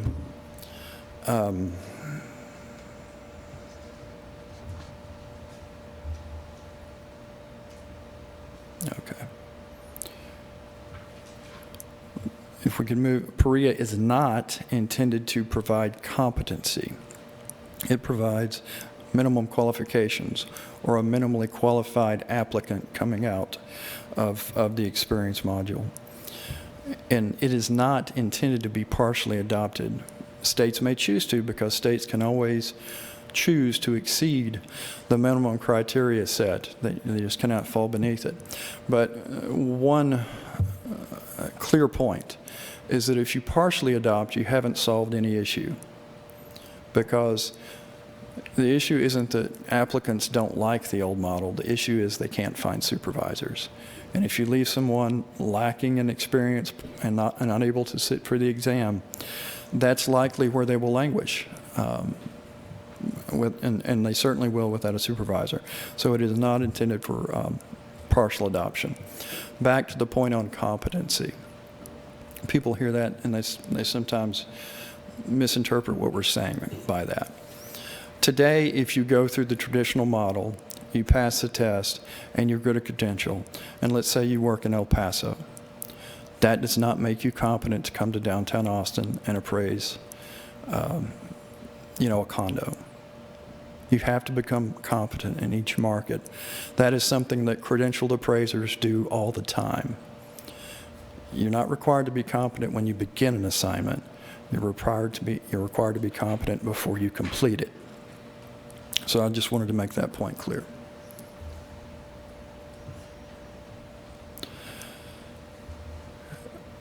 Prea participants must complete all of their QE prior to enrolling in the program. And that is 150 hours of qualifying education for the licensed residential, or 200 hours of qualifying education for the certified residential. The reason for this is because Prea is designed for them to demonstrate their ability to apply the knowledge they've gained through the qualifying education. You can't apply what you haven't learned. So while you can get your traditional experience and qualifying education simultaneously, you've got a supervisor there with you as you're encountering things you haven't yet been educated to tackle. Here, you're going to be enrolling in a program, and you need to have all that qualifying education in order to demonstrate your ability to apply it as you proceed through the modules. You will be periodically mentored. There are steps within the criteria as outlined and within that the program providers are building into their models, where as you complete each level of or each module of experience, you have to be approved or shown that you have successfully completed it by a check-in with the mentor. So a mentor who has the same requirements around ethics as and licensure as a supervisor, except that they don't have to be licensed in the same state. They do, these mentors are going to be in place to make sure the participant understands the material he's just gone through before he proceeds to the next module. And the modules don't necessarily have to be taken in order, but you can't proceed to one until you've successfully completed and demonstrated mastery of the topic you've just finished. Participants are required to produce USPAP compliant appraisals before exiting Prea. To complete the Prea program in its entirety before a completion certificate is issued. So there is no partial completion of Prea. And then, of course, once they exit the program, they still have to pass the licensing exam.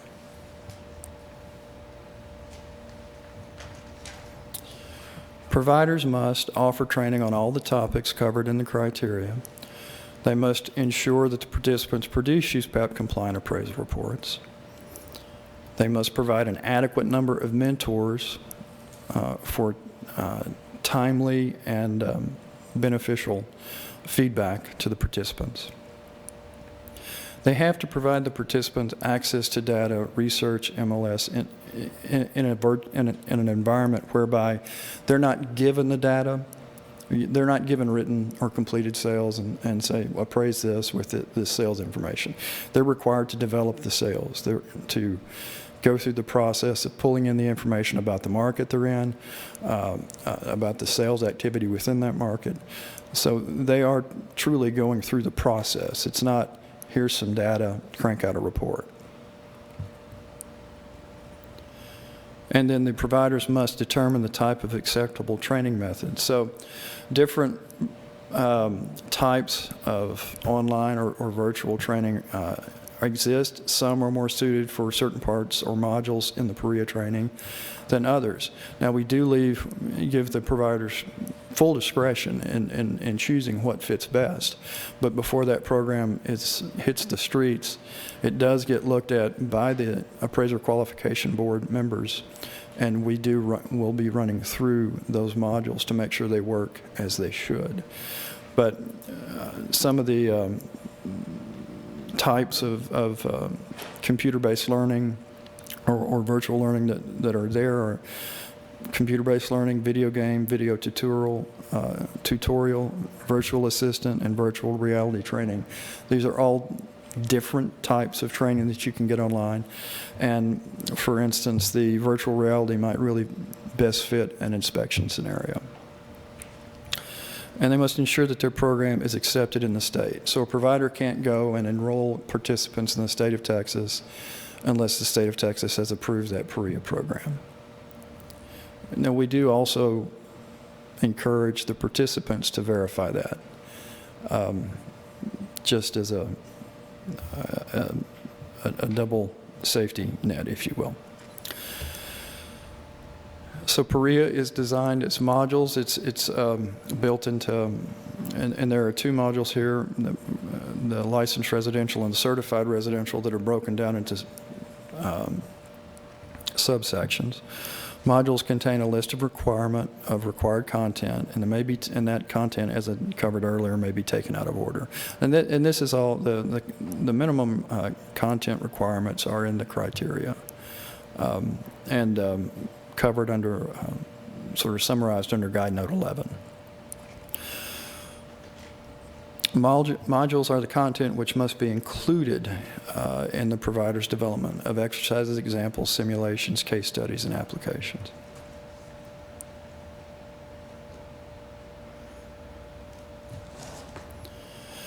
So we have an example And this actually is an example of the inspection piece and some of the neighborhood inspection piece of the module for the licensed residential. But that said, market analysis would have its own set of tasks. Just in showing this, I wouldn't want an audience to believe that, oh, well, this is just about inspections. No, this is just an example pulled from the content. But, there's a corresponding piece to market analysis. There's a corresponding piece to market extraction of depreciation. I mean, they're going to demonstrate mastery of their entire breadth of qualifying education as they go through here, and the ability to apply it. In saying that participants must complete USPAP compliant appraisal reports, they will cover a variety of assignments. They'll be required to produce a specific number, no less than 3. And the reports will be produced to serve as a final evaluation of the participants' comprehension of Prea training. Now, when I say 3 reports minimum, 3 USPAP compliant reports minimum, that's soup to nuts. That they've, from beginning to end, the reports that they have produced. Throughout the training, there should be, there will be many iterations of covering a highest and best use piece of, and how to do the market analysis and highest and best use for a property. There will be sections on each of the approaches or sections of the approaches, extraction of obsolescence. When, it is income focused, but certainly in the certified residential, they'll be looking at income properties as well. And, pulling out gross income multipliers, for instance, looking at market rents. So they're going to go through the process over and over and over again in pieces.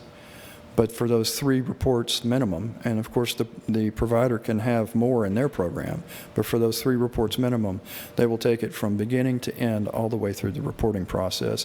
And that will kind of serve, as the evaluation at the end of the process, and whether or not they've done successful completion of all the modules.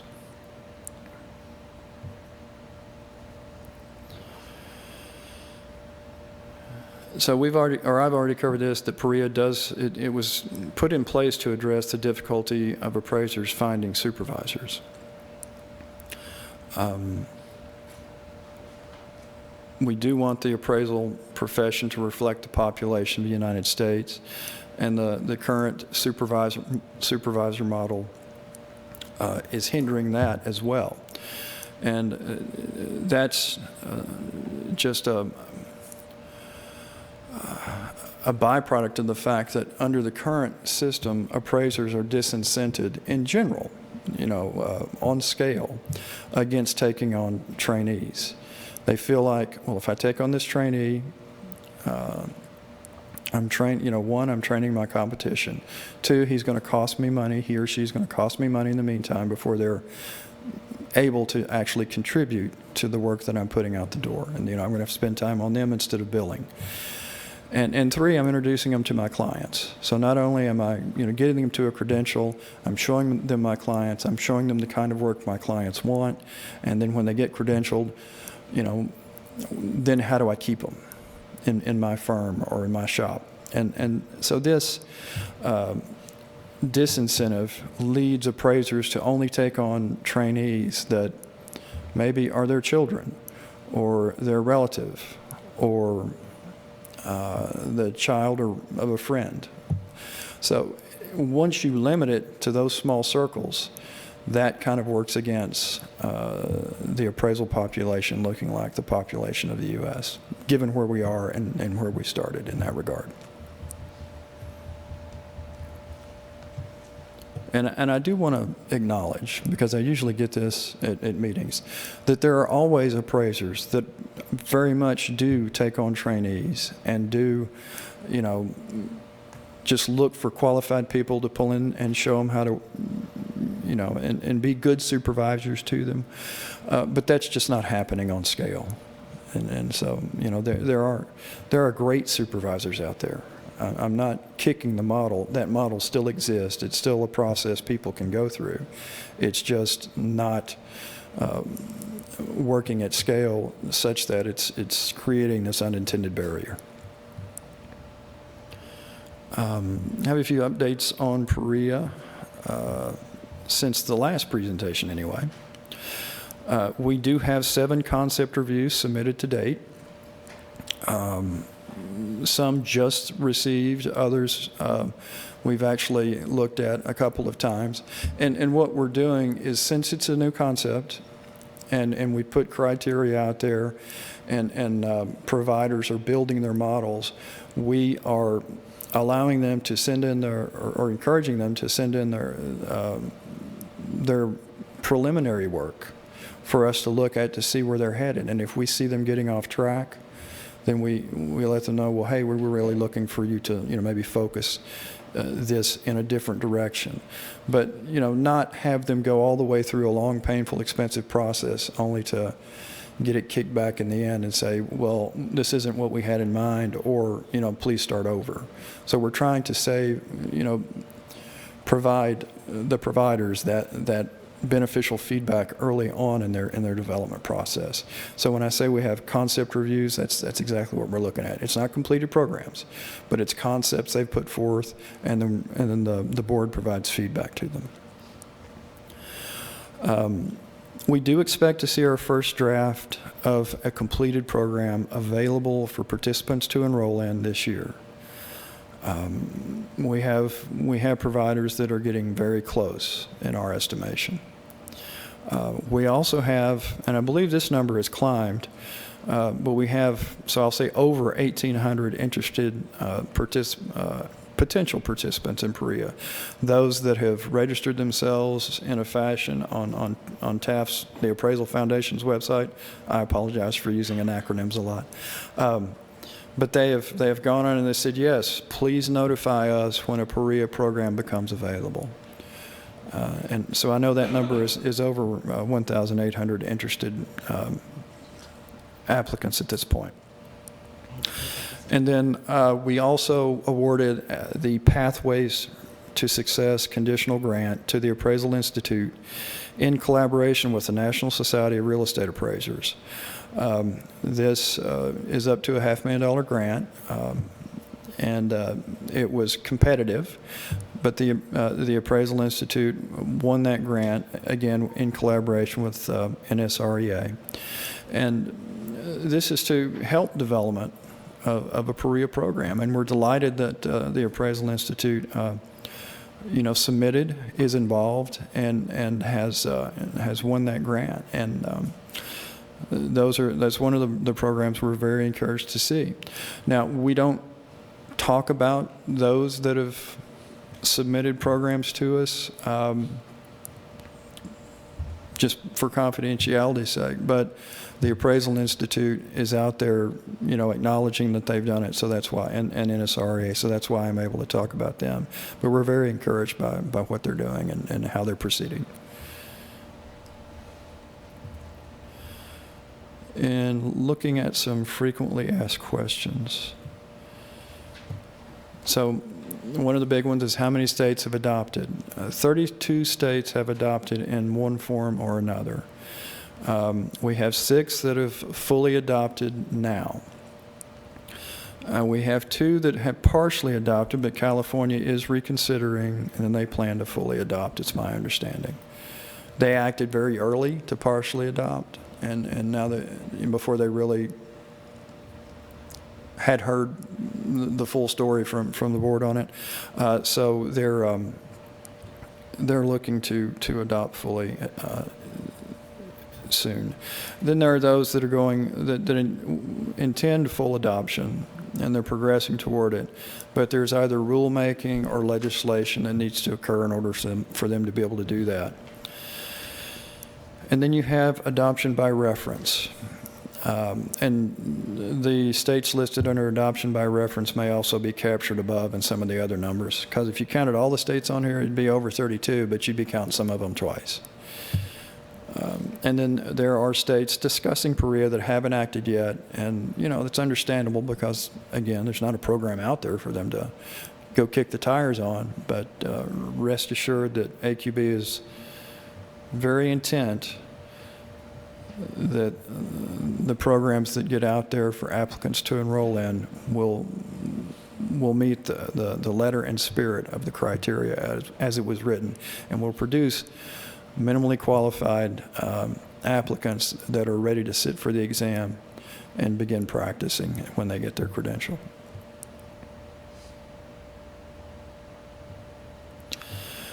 I believe we've covered this, but the experience that can be gained, the licensed residential module covers 100% for the licensed residential credential on experience.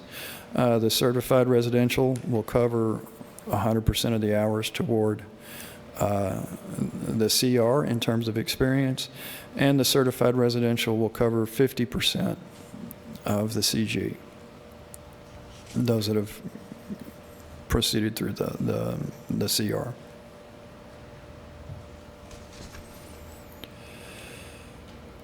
So we've kind of touched on the question, there you go, thank you. How do I know that a Prea program will be high quality without seeing it? We're going through this extensive submission of concept programs that we're reviewing, giving them feedback, and before the program hits the street, the AQB board members themselves, with support from the Appraisal Foundation staff, will be working through these modules and making sure that they are providing the training, the virtual experience that is intended.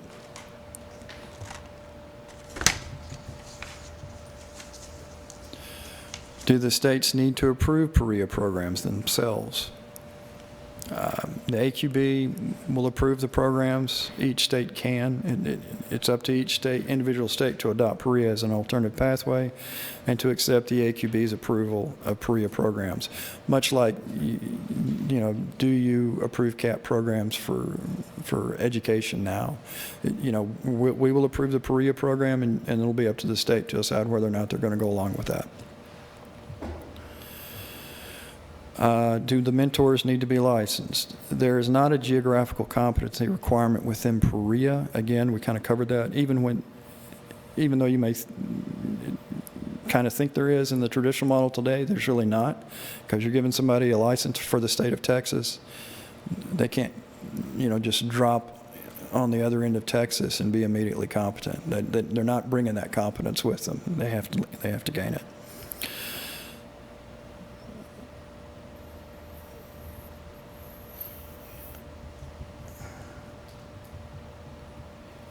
The mentors must meet the same qualification requirements for ethics and competency that the supervisory appraisers do in the current training. The thing they don't have to have is a license in the same state, and they don't go through the supervisor trainee course because they're not serving in the supervisor capacity, they're serving in a mentor capacity. And we leave it up to the providers to the Prea program providers to staff their mentors, but they do, provided they meet that minimum. So how will the Prea program benefit the states? The participants will go through a structured program that's going to cover different property types. It will be consistent, and that's not really something you can say about the supervisor trainee model today.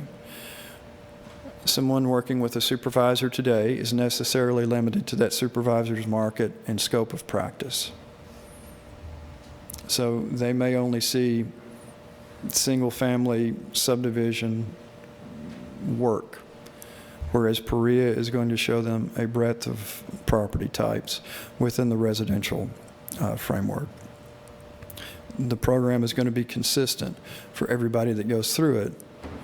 Whereas the supervisor program, you have great supervisors and you have supervisors that may not be great. And I'm sure your board has experienced that as you've worked through looking at experience logs. With the state's full acceptance of Prea, the need to review logs would go away. and the need to pull work samples would go away. For those that choose Prea, again, the traditional model still exists, but for those going through Prea, you wouldn't have that. It ensures the participant has the experience with writing USPAP compliant appraisal reports, and further, it ensures that the work product that was USPAP compliant was the participant's work and doesn't reflect the work of the supervisor.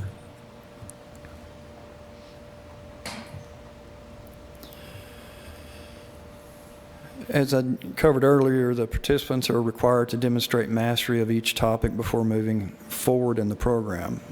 So this is a succinct way of saying it, but Prea emphasizes proficiency over hours. Prea will not provide the participant opportunities to apply the complete appraisal, or will provide the participant opportunities to apply the complete process in the development of an appraisal report, in fact 3. And then again, as they work through those full reports that they have to provide, and then they'll be working through sections of reports and different analysis pieces as well in the modules. The program is specifically designed to not provide competency for all types of specific appraisal problems. I think I've covered that at least as well as I know how. If you have further questions, then I'll be happy to answer them. And that happens to be where we are at the questions slide. So what have I not covered, or where have I caused great confusion before I step away? Brad, a couple of questions. I went through the slides yesterday. I had a whole lot. Thank you for clearing up a lot of them, but I do have a few left. And pardon me if I missed it and you've already said it, but back on the certified general on the hours, Prea can replace up to 50% of the request experience hours. Then what about the remaining 1,500? Is that through a mentor, or do they have to go get a supervisor after that? Right. The certified general is still the supervisor is still required to get an applicant through the certified general at this point. We started Prea with residential properties because that's where the greatest need was, according to our stakeholders. I guess is the best way to say that. We would love to see a certified general program be developed, but we have to do our work first. And we would also like to see how these modules work in the market before proceeding to that next level. But Mark, don't you think if you had a trainee come to you with 1,500 hours of already under their belt as opposed to 0, that would be probably a lot more attractive to a general supervisor? Oh yeah, I know that. Mm-hmm. I mean, from that standpoint, I've enjoyed that experience before. But I'm thinking of the person trying to become certified. Sure, right. Without the guarantee is the angle or the direction of my question. 2 more, right quick, if I don't mind. We talk about mentors. I take it through the presentation that the mentor would probably be a licensed or certified appraiser, although it doesn't explicitly say that, or at least I missed it. So the mentor doesn't have to have geographical competency, but the idea is that they are an appraiser licensed or certified by someone. Certified. Okay. Yeah. And then I guess the last thing is then this is all coming through the AQB to be approved by them, so that relieves the state from having to review, audit, and all that. If the AQB is going to be active in this program and saying that these are the minimum qualifications that a provider must have to be able to take these folks in to do what we want them to do.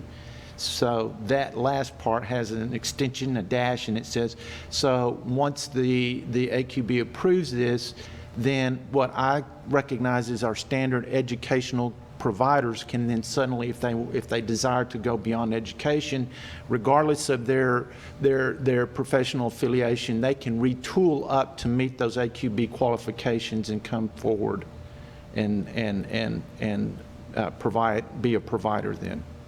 Well, they would have to develop a Prea program. It wouldn't be just retooling their QE and CE, if that's what It would be, the Prea program is intended to check the experience box, which is application of the qualifying education that you've learned in a market, albeit a virtual one. So it wouldn't be retool my qualifying education courses. Did I understand your question correctly? Let me just put it this way. Okay, this is presented in coordination with the Institute. So the Institute could be a provider. If Brad Sweeney said, I would like to be Brad Sweeney Appraisal, Inc., and I will put together a team of mentors and all that, and you wanted to do that, you could do that too. All right, got it. Thank you. Do you see, I guess, going down the road that Prea will eventually overtake and eliminate the supervisor trainee model?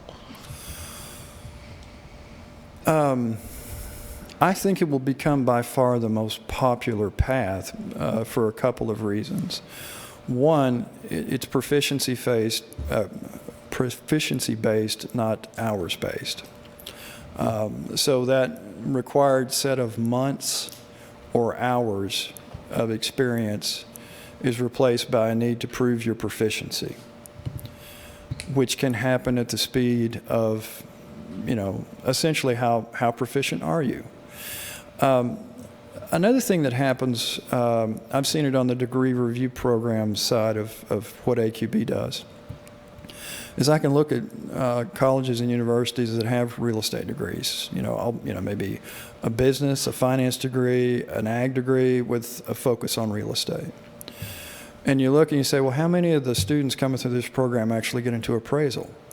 And it's well under 5%. You're like, well, why is that?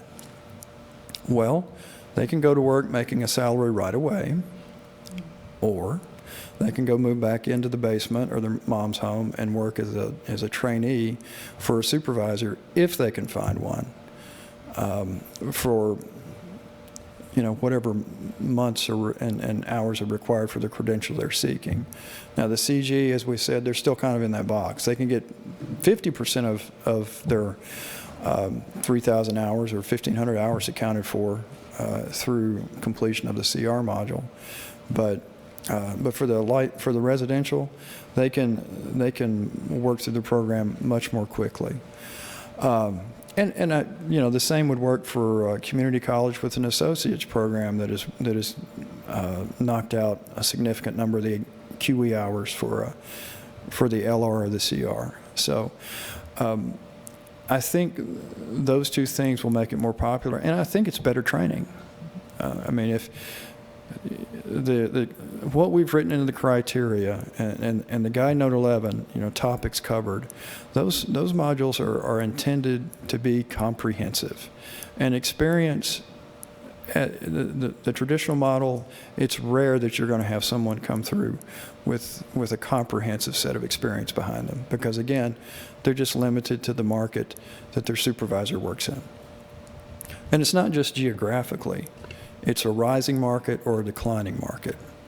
They can be shown that through a Prea model. They can only see it in their experience, their traditional experience, if it's happening in their market. That's true. I would be curious, do you have an anticipated cost of the program for the appraiser? I know that there was a study done on the front end of it, and forgive me, the amount that came back from those consultants eludes me. That was well over 10 million, but our providers are, that's kind of a narrow focus that we probably succumb to, just looking at, okay, what's it look like if it's all virtual gaming? And okay, now we have to provide all this expensive equipment to participants. And so I think that's where that kind of got off. I would tell you that our providers have a much better concept of that at this point than we do. We awarded a $500,000 grant to AI and NSRE, or NSREA. That didn't cover the full nut by any stretch. It is a significant chunk, and I don't feel like I'm at liberty to discuss how much they're talking about, For the appraiser. oh, I thought you meant development of the No, program. I'm no. sorry. No. I'm not going to be setting those fees either. Scott, have you guys? Just just an idea. I'm not trying to put you on the spot. Because It'll be four figures, let's put it that way. I don't think it'll be in the five figures. And probably on the lower end of the four figures. so maybe 2,500. That's the number that's been thrown around. Okay. Yeah. I mean, obviously, it's got to be economical, right? And I will say that there's been discussion of scholarships as well for, there's been discussion of scholarships as well, especially to help with DE&I, for instance. And also appraisers willing to work in rural areas and appraisers, veterans. How can I forget veterans? I can't. I am one. But right. But it would make economic sense for them to do it, especially against how much time they would spend under the traditional model. That's a good question regarding cost. And I would just say if we keep our mindset on barriers to entry for people who cannot afford it, what types of programs they can turn to for grants and scholarships. So that piece would need to be. And with education, there should be. Mm-hmm. Right. Mm-hmm. The ASC. Right. Oh, but many groups have education scholarships, just as for graduation people. Ms. Sprinkle. I have a question. Being a public member and not an appraiser, if you have different vendors who are putting together a Prea program, do each one of those vendors have to turn it into the AQB for approval? Yes. Okay, that's what I wanted to hear.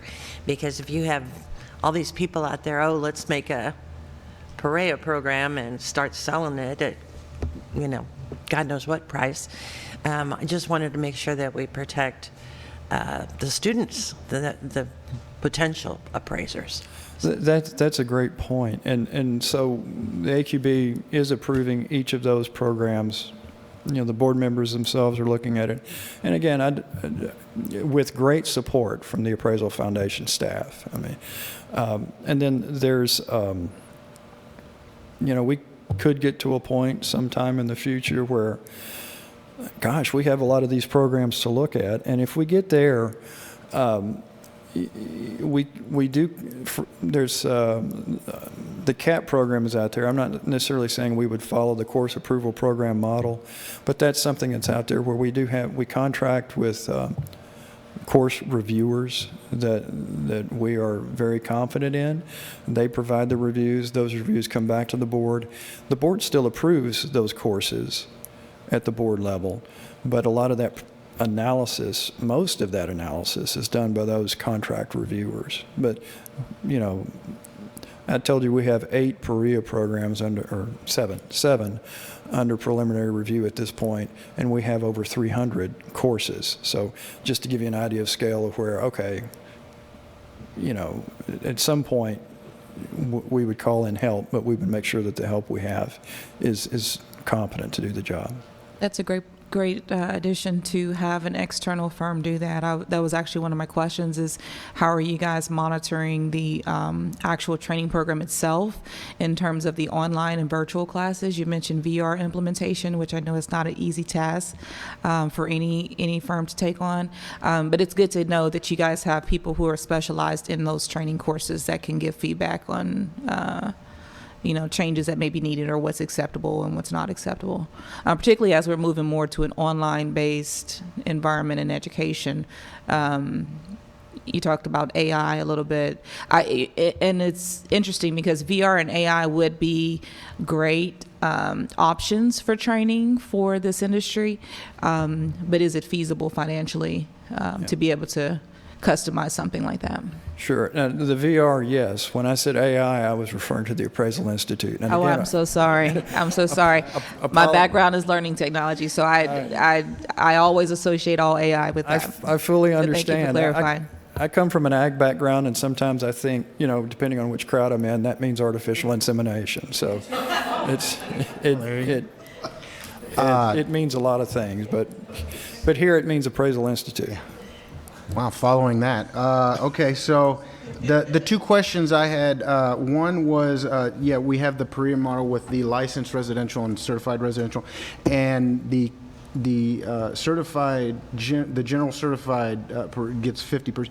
Is there a program, are they available to do either one of those two? Or, because there's two different ones, the licensed residential and the certified residential. Can the general, the one going for the general with the 50% do either one of those two programs in order to satisfy that 50%?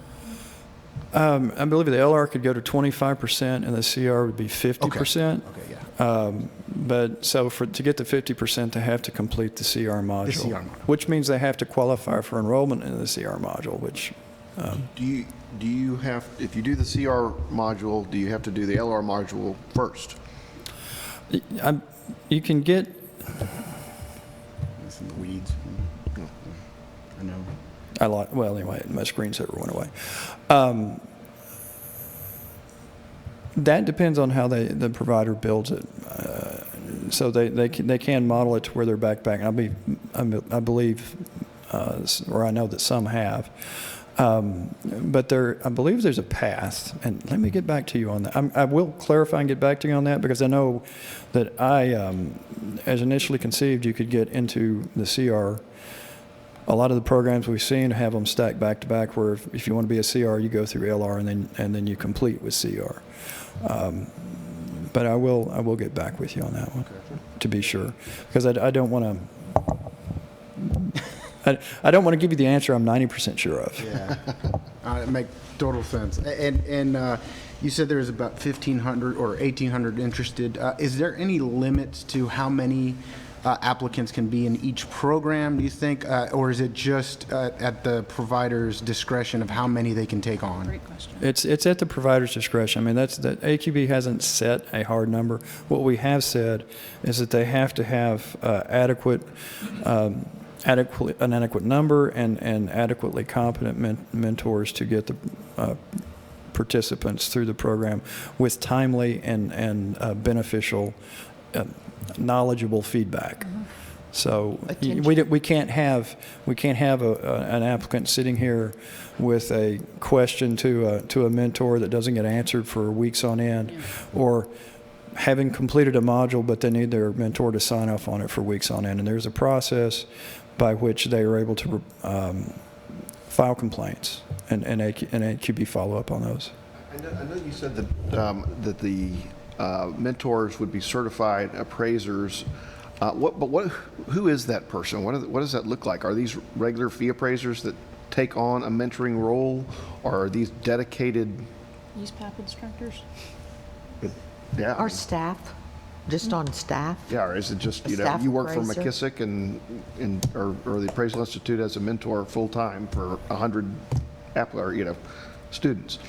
What does that guy look like? Our combination of I would imagine would be the best type, but that's not the question.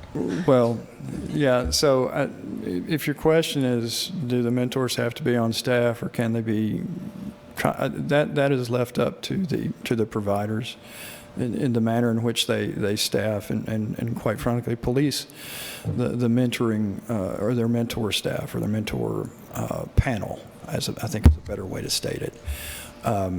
We get involved when there's a complaint and it becomes clear that it's falling short. Okay. Anybody else have questions? Do the providers have to offer both licensed and certified residential, or can they just offer certified residential? And so that would get back to that question I'm 90% sure about, because if it's LR-CR, then obviously they would have to, I suppose they could offer LR and not CR. Okay. But if it's stacked, then I just want to make sure I get that answer. At this point, what can we get contacted all the time by aspiring appraisers. So because there's nothing approved, but we think it's going to be approved this year, would we say, now is a great time to take your qualifying education because that has to be done before you can start the Prea program? Is that probably the best advice at this point? Right. You can't start the program until all your qualifying education is completed. And you said, because I can't remember, we were all licensed a million years ago.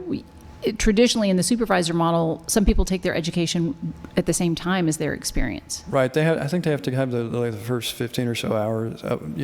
They have to have enough to get started as a trainee at some point, and then, but they don't have to complete it. They can complete their qualifying education while they're going through the traditional model. Okay, so that would be good advice at this point, to say it's coming and go ahead and take your qualifying education. Well, they've got to have it at some point anyway. Right. Okay. Before they sit for the exam. What would you say for the providers is the hardest part for them in building this program? I would look at when you said that you had to have access to MLS, I'm thinking, okay, so like local MLS, so every provider has to provide the student with. Well, it could even be like that could be part of their virtual environment. In other words, here's this cache of sales data formatted such like that a mock MLS kind of thing. Okay. Like you would get out of an MLS. Here's a real estate sales database that you need to, analyze those sales within this database and put them in there as fully analyzed comparable sales before you're ready to use them now in your appraisal software. So it would be them essentially going through the process of pulling that data from the market, analyzing it, and then getting it into their database. Okay. And I sort of stepped over my own question there. So what is the hardest part for the providers in up, down, up, down? We have a provider here, so I feel like that I would like to hear his pain point because it'd be helpful. Just the technology and incorporating the required content and using the most appropriate technology to deliver that content. I know that our program is going to be a combination of a variety of different delivery mechanisms: virtual reality, simulations, computer programming, artificial intelligence, if possible. So just marrying the two together. I've seen some of the storyboards, and it's at least our program, I think, is going to be pretty impressive in how they merge those two together. So. Do you have the staff that are qualified to do those virtual environments? Yes. Yeah. You may be familiar with Dr. Ray Martinez. He's our developer of our online education right now. He has been tasked with managing this project. Sandy Adamatis, who is a subject matter expert on a variety of different topics. We have hired her to be a content expert, and then we have contracted with a firm in India to handle the technology side of it. The technology side of it, okay. How much of that do you anticipate being virtual reality, simulation type situational? Because I would imagine for this particular industry, simulation and that sort of thing is very important. I would say that's going to be a good portion of the delivery of the content. Okay, so you've got a pretty big task because that's not easy. Well, a lot different than just putting content, typical training content online as opposed to creating simulation type environments. Which is one of the reasons why I can tell you that our program is not going to be available until next year. Okay. We don't want to be the first in the market. We want to be the best in the market. That makes sense. That's very realistic. With that type of technology. Yeah. Scott, what does the hardware look like for this? A laptop, primarily. In some cases, there may be some virtual reality goggles that are involved to do inspections of properties and such. You may have, virtual rulers and such to do measurements. But for the most part, you're going to be able to do it with just a standard desktop or laptop computer. And would these programs be provided to the applicant, like if they don't have them on their laptop or whatnot? I would be imagine, part of that. yeah, absolutely. We will provide the part of the programs. program, okay. And if there's need for hardware, Brad mentioned about our scholarship programs. I would imagine that we will have some availability to provide money for hardware if it's necessary. And certainly, virtual reality goggles and such are necessary, then there may be some funds available for that. But, think about it like a college course. You may have to, or even just an appraisal course, a I'm thinking aviation because that's what I'm also involved in, but, and HP 12C. Actually, I should tell you that we will provide the HP 12C, but that's, something that somebody that is going through this traditional supervisor training model has to spend the however many $100 or whatever it is for a 12C. But if there are other equipment requirements, first of all, they'll be known to the person going through the provider program up front, and we may be able to help them with providing that technology as well. And how are you all handling ADA requirements in terms of making sure those, particularly simulation VR type courses, are compliant? Absolutely. The programs will be able to be screen read. For visually impaired people, it may be a little bit different because obviously being an appraiser involves being able to see things. Absolutely. But for hearing impaired and other types of disabilities, we're required to comply with the ADA, and we will absolutely do so. And I know those list of ADA requirements change depending on the type of course, so I just want to make sure that that's a priority. Yeah, that's above my pay grade, but I can tell you that our legal folks will be. Okay. They'll make sure you're in compliance. Okay, make very sure that good. we're not creating. That actually became an issue a couple of years ago, and this is a little bit aside, that the National Association of Realtors, their website was not screen readable, and it became a big situation for them. So we're well aware of that type of thing, and obviously whatever laws are applicable, we'll comply with. Very good. Okay. Yeah, I'm even thinking about with virtual, and I'm not going to go into the weeds on this, but virtual reality, you may even want to consider doing maybe a 360 virtual reality as opposed to an actual device.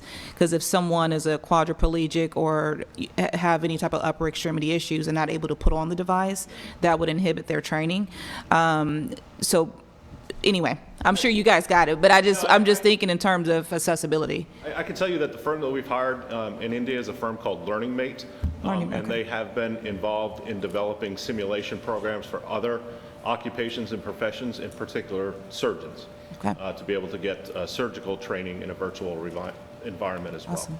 So I'm sure while they may be in India, I'm sure they're well aware of all the requirements that are specific to us here. Looking forward to it. Thank you. Yeah, thanks. Thanks, Scott. I could have phoned Can you a friend tell me earlier. if part of the program I'm thinking of, once an appraiser is licensed, in the supervisor trainee model, there are certain business practices that they learn along the way. We don't say this when we walk into someone's home. We, don't tell clients this sort of thing. Just sort of that thing. Is that in any way part of Prea? Yes. Business practices. Okay. Yes. It's early on in the module. It's like very early on. It's like starting from the basics, and it is that client interaction, and how to deal with different client interactions with your client and property owner. Okay. Yeah, because I'm thinking from an enforcement perspective, if we have all these people that have never, seen firsthand the business interaction, that things could get wonky real fast. Yeah, you don't want a lot of complaints in front of you based on that. I understand. Yeah, yeah. And even the aspects of just running a business. If you've seen someone do it, then you kind of know, what you need to file and those sorts of things. Yeah, all that. Right. Yeah, management. So the AQB approves the course, then it comes to us. So I'm thinking of what do we do? What if it's a provider that we've already approved, then what do our rules say about the AQB has approved it now? What is our responsibility to the next step to make it fully acceptable in Texas? And let's look at our rules and make sure that we're ready to do that when it happens. I'm a little concerned today if we take action on 153, any of those, does that then give us a blackout period for the rest of the year as far as the process of opening up a rule again? So that's something I want to talk about when we get into 17. And then also it said in the slides that as the state might not have to do the logs and the audit. So that is something that we will have to determine, and we need to look at our rules under education and licensing to say, okay, so what do we do once they're done with the program? Are we going to say, yes, you don't have to turn in a log, and we don't have to do any audits. And to be clear, a log is not part of the Prea program because, again, they're Of course not, right. Right. So they wouldn't have one to provide you anyway. Sure, right. Sorry, an audit, though. Yeah, it would just be the certificate of completion. But I want to make sure that our rules are explicit, that if you've done that we don't then say we still need a log, because that's just part of our rules. Do you see what I'm saying? That's not built into our process, and now all of a sudden we're going, they don't have a log, but we didn't consider that. Right. And what they would have is Mr. Castro pointed out, is a certificate, and there's no expiration date on the certificate. Right. So make sure that our rules skip to that point. Does that make sense? Madam Chair, and I was just going to say, I'm happy to get into that when we get into the discussion of the rules. It's For my 17. understanding that is not going to be a concern based on the changes that we'd be proposing today, if that's the board's wishes. But happy to get into that when that item's up. I tell you, what I'm thinking about is how this is going to change some of, our employment requirements, and, what's the auditing, if we're only doing 10% supervisor trainee in the future, that's going to change some things. It also, we may see an additional increase in enforcement complaints, because it's, I think, I'm very much in favor of this training, but I do see when you don't have a model to follow, when you really, this is how I'm supposed to do things, this is how I'm supposed to act, I think there's the potential for more, but I guess that's kind of just a growing pain. What would be so if you finish this supervisor trainee model, you're typically then working with that supervisor for some, portion of time. And so after you get your license, you're out in the field doing, and then you have somebody to ask questions when you find things that you haven't seen before. So is there an opportunity in the programs to go back to your mentor? Is that something that Maybe a service. So with the Pathways to Success grant, one of the things that was encouraged in that grant and needed to be demonstrated by the applicants was that the participants would be given every opportunity and a lot of encouragement to affiliate with a professional appraisal organization. Now, obviously, if your provider is a professional appraisal organization, there's a lot of incentive there on the part of the provider to try to make that happen as well. Obviously, it's up to the individual applicant, to choose or not to choose to affiliate themselves with a group of professionals. But that is something we've thought about, and we think that there's a better result in the market and for our stakeholders when the appraisers do have some network of professionals that they can go to for those type of. Yeah, I think that's something that a lot of times we miss in the profession, is that USPAP says you have to do what your peers would do. And oftentimes I get calls from appraisers and say, what should I do in this situation? And, obviously I'm a peer, so that's appropriate. But sometimes I say, have you talked to other appraisers? And that just seems to be something that for whatever reason we don't do. And so providing that opportunity for the people who come out of this program, I think would be invaluable, and really pushing people to do that. Maybe as a side note to providers, Scott. And I think that's a great opportunity for appraisers, an additional service.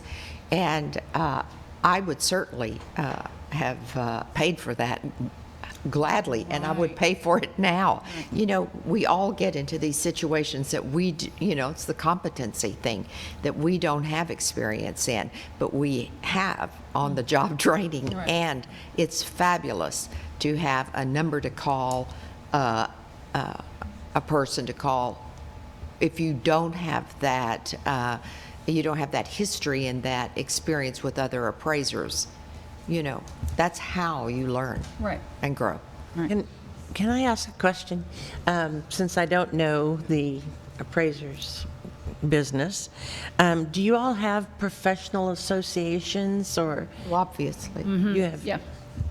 Can you not encourage trainees who are taking the Prea program to join a local association. Yeah, and that would be part of a business class. Because, that yes. encourages you always. I mean, Yes. it doesn't matter what profession you're in. Because that's you're where you encouraged to start join. setting up your network. Yeah. That's where you start meeting the people that you can ask questions to when something occurs. I mean, I hope you all can. Well, and you know, one provider is the Appraisal Institute, which is also a professional organization. Some of the others, you know, are not. They're just education providers. But so there's sort of that. I mean, like synergy. Do you have relationship with like realtors associations, or?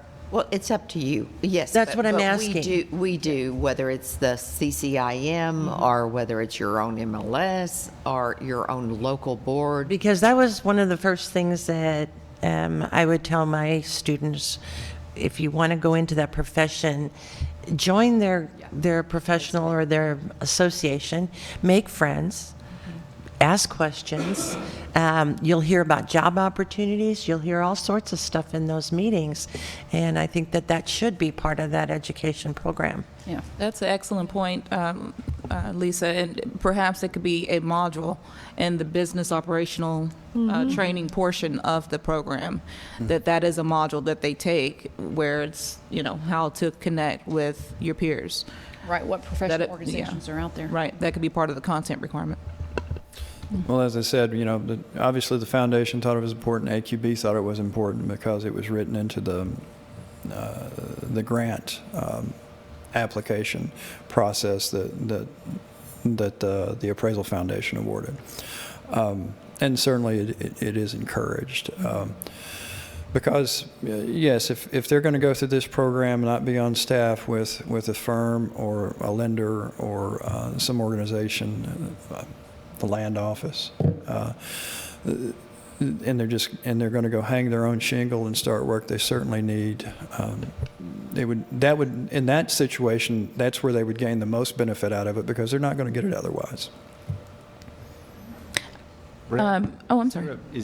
Have y'all looked at a target date to roll this out yet, or is it still too soon to tell? The only thing I can say at this point is that we anticipate one this year, but we, you know, that we check in with those that have provided preliminary concepts for our review, and we've seen some of those a couple of times at this point. So we anticipate a final product to be delivered for us to review certainly within the year and hopefully in time for us to review it and approve it by year end. But, you know, that's not 100%, but I anticipate that will happen. I think you made a comment earlier about the certificates that'll be issued and that there are no expirations on those. Did I hear that correctly? Yes, ma'am. So I guess my question would be, in the event there are industry changes, requirements change, that sort of thing, how will that be managed if there's no expiration to their certificate or certification? Well, I mean, that I suppose that would have to be addressed at that point. But the concept there is that, you know, if they complete the Prea program and they get their certificate for completion, we don't want them caught between this. Like you have the clock starts ticking before you sit for the exam. I see. And we want them Yeah, that would really be like anybody that's in the midst of a change of rules. So if they add hours and you're not there yet, then you're just going to have to go and add those hours. Licensing requirements. Mm-hmm. So I was under the impression that if, since we have, as the state board, we've taken on, said that the AQB, whatever the AQB says, is what we say as well. And they're saying that the certificate of completion is the end-all, be-all of that portion of the experience credit in order to sit for the exam. I was under the impression that I don't know if there would have been a rule change or anything like that. It would have been like right from whenever the program does come out and certificates start being completed, those would be accepted as their experience credit in order to sit for the exam. That was, that was my impression. I don't know if that's Yeah, because correct if you get the Prea certificate, then that means your education has already been taken, but then are we also still going to be checking for that education? Please. Madam Chair, in terms of qualifying education. Mm-hmm. Well, they're going to be submitted by the provider anyway. in order to Thank you. In terms of qualifying education, the board accepts all qualifying courses that have AQB approval. Mhm. So our rules already would allow for that to take place. But are we verifying, checking them? Is there a process for that? Is that cumbersome? Is it? We and check them does against the certificate- AQB course approval program, and our staff have access to that. Basically, it includes all the materials and the AQB letters, delivery mechanism approval as well. But what I'm saying is does, when you come with your Prea certificate, that means that they have checked your qualifying education. So then are we also checking it? Because we're not also checking experience, because that's what the certificate is telling us. And if it's not cumbersome, it's probably a moot point, but am I making sense? I think I might be answering on behalf of education when the question might be more licensing related. But I guess what I'm saying is that the education staff would not re-review the program. We accept the approval based on the AQB. Okay. But is that not exactly answering what you're asking? Well, and it's probably more nuanced in that you guys in education should look into exactly. So you're saying since through the Prea program, you already have to have your qualifying education done in order to even start the program. So someone else has checked it. Somebody else has already. I'm guessing is in order to qualify for that Prea program within the state of Texas, let's say. Although, and I would think that the applicant, the trainee, would be looking and seeing which ones are approved by our state, in order to complete that, in order to start that. So another way to possibly ask that question is, will the AQB be checking the pre-licensing education for the students before they are able to enroll? I'm just wondering when somebody Right. comes to us with a certificate, what all are we checking boxes? Do the providers send QE for each student to the agency? The students do. The students do. The students do. Well, It's a multi-level. one other. Sorry. Maybe I can answer that question relatively simply. We will have a process in place before we authorize someone to come into our Prea program.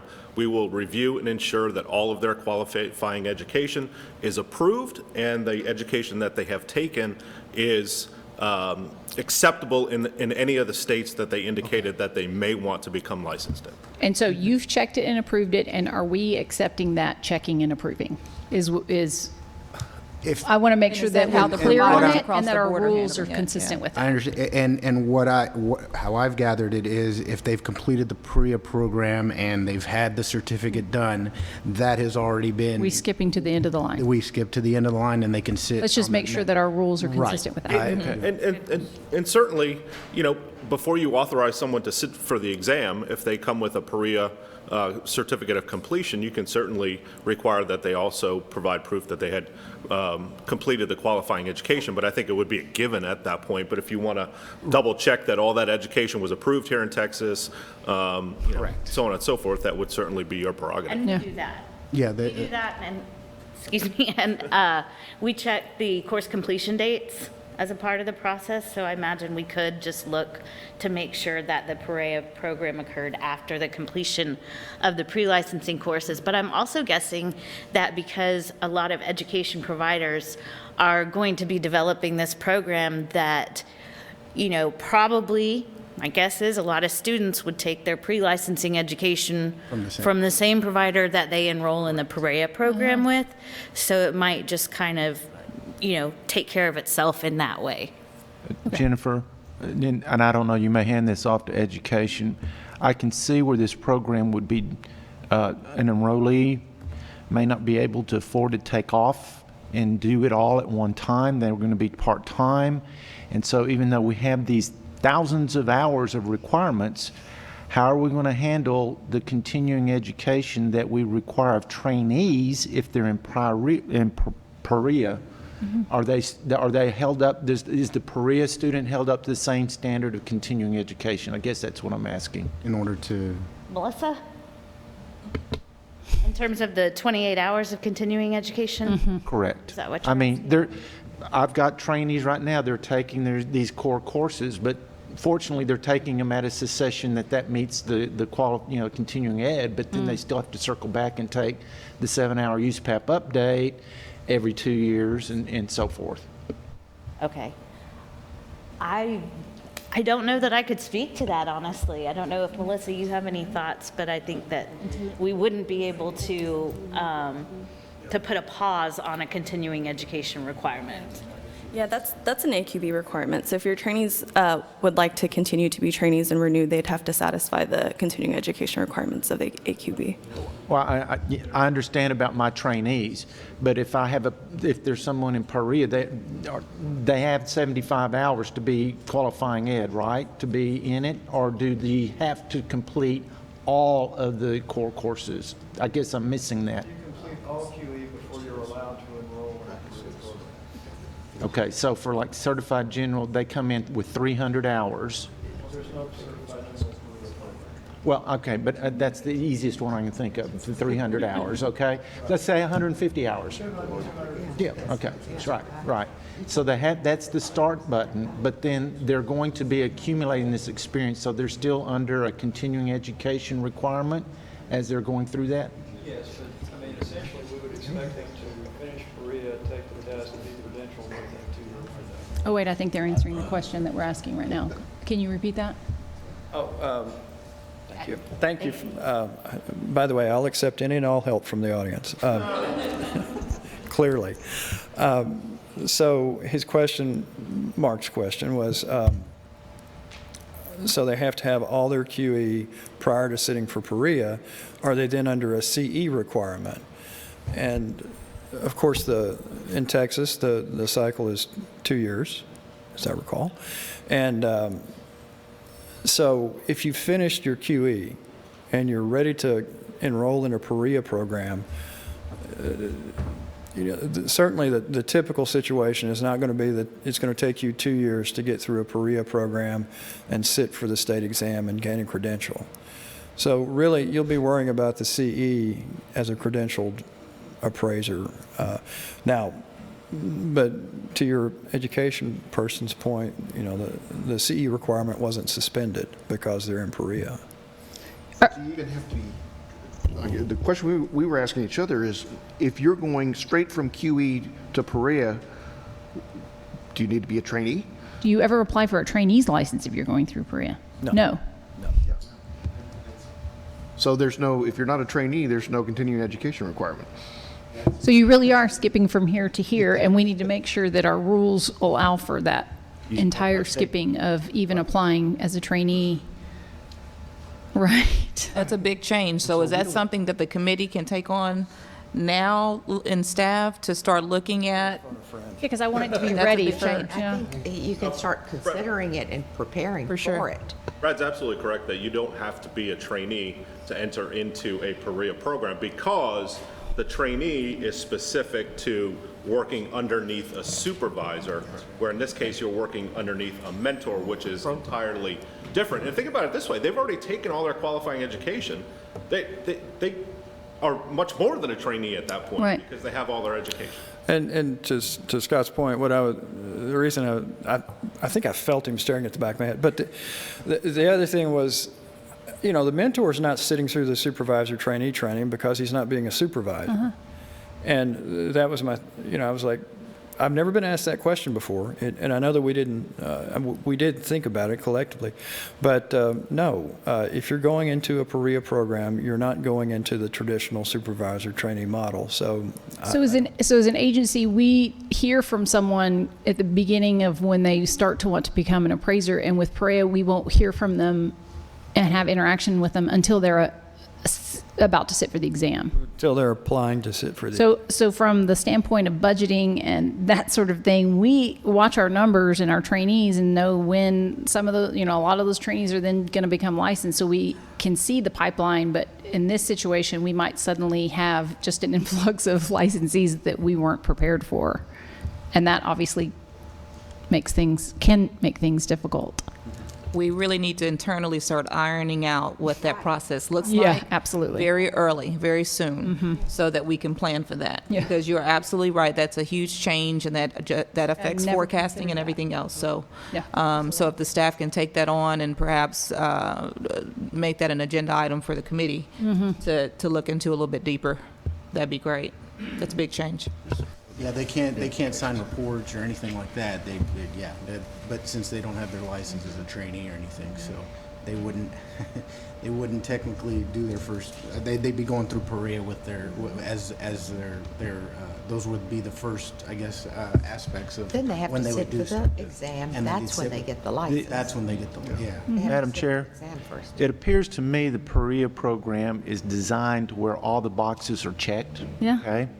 So they come in here with that certificate, and if we understand right from the presentation, there's all the checks and balances have already been done by the provider, and they're ready, like a lawyer, to sit down for their Right. bar And take the exam. And we need to make That's sure really that what our- it is. Yeah, and we need to make your sure that our concern rules about allow budget and pipelines and swelling of all this, there will be more paperwork to process.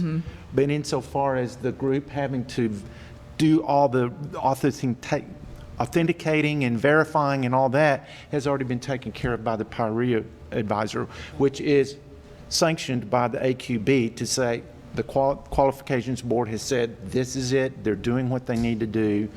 This is more seamless, it's more efficient, and maybe what the current system, although Brad didn't say that exactly that way, but that's the way But I want to be clear, they are sanctioned to do that, right? They are, as Mr. McAnally mentioned, you have someone that's designated, that they're going to treat those consistently, that they're approving and they're saying that everything's in line and before we get it. Is that a requirement, or is that what we want to happen? Right, that's what we anticipate to. We are approving the Prea programs before they're released for applicants to enroll. Among the requirements for an applicant to enter a Prea program is that they have all their QE completed. We tell the providers, you need to check and make sure all their QE is completed and approved in the state in which they are seeking a credential before you allow them into the program. So that's the requirement of the provider. That's Every the provider requirement of has the to provider. abide by that, okay. It's up to the states whether or not they're going to say, well, I also want to check the QE. And that's, I don't know how much paperwork that creates for the state, but I do know that it's not really that much trouble for a participant to say, here are the PDFs of my completion certificates. So to me, that would seem like an easy thing to double check on the state's part. I agree. Thank you for that. And while I'm thinking about it, can we make a note to track test pass rates for folks going through this program versus traditional methods? And let's monitor that if we can over a period of time, just to make sure, I'm sure all agencies should be doing that, but just for our committee to review that on an ongoing basis. Thank you. And we would love for you to share that information with us. If Happy to. if you As an would. industry, I think we all can benefit from that. Thank you. Absolutely. It's got to be better than what it is now. Maybe. Okay, so I think we have our work cut out for us, and let's put together some sort of. We might need 2 committee meetings between now and the next board meeting for education, but let's put together some sort of idea of how to get through all these questions and answer all these questions and make sure that our rules are ready for when the first program is approved. Does anybody else have any questions? Thank you so much for your time today. Thank you. I hope that we didn't overwhelm you. Thank you. You've been very gracious. I appreciated the questions. And, again, apologies for being late and too casual. But at least we got through the material. And if you have any follow-up questions, please, Kathleen has my email. I know because she saved my life today with one. And so, please reach out, and I'll make sure it gets answered either quickly by me or maybe 10 or 15 minutes later by our staff. Awesome. This Very was good. very helpful. Thank you so much for taking the time. Thank you very much. I appreciate it. We only have about 4 more agenda items, and so if we need a break, we can take a break, or we can push through. Is everybody ready to push through? Yeah? Please. Yeah. Do you need a break, Mr. Black? I would love a cup of coffee. Okay, let's take a 7-minute break, and then we will get to agenda item number 17 and do the last few items. Okay?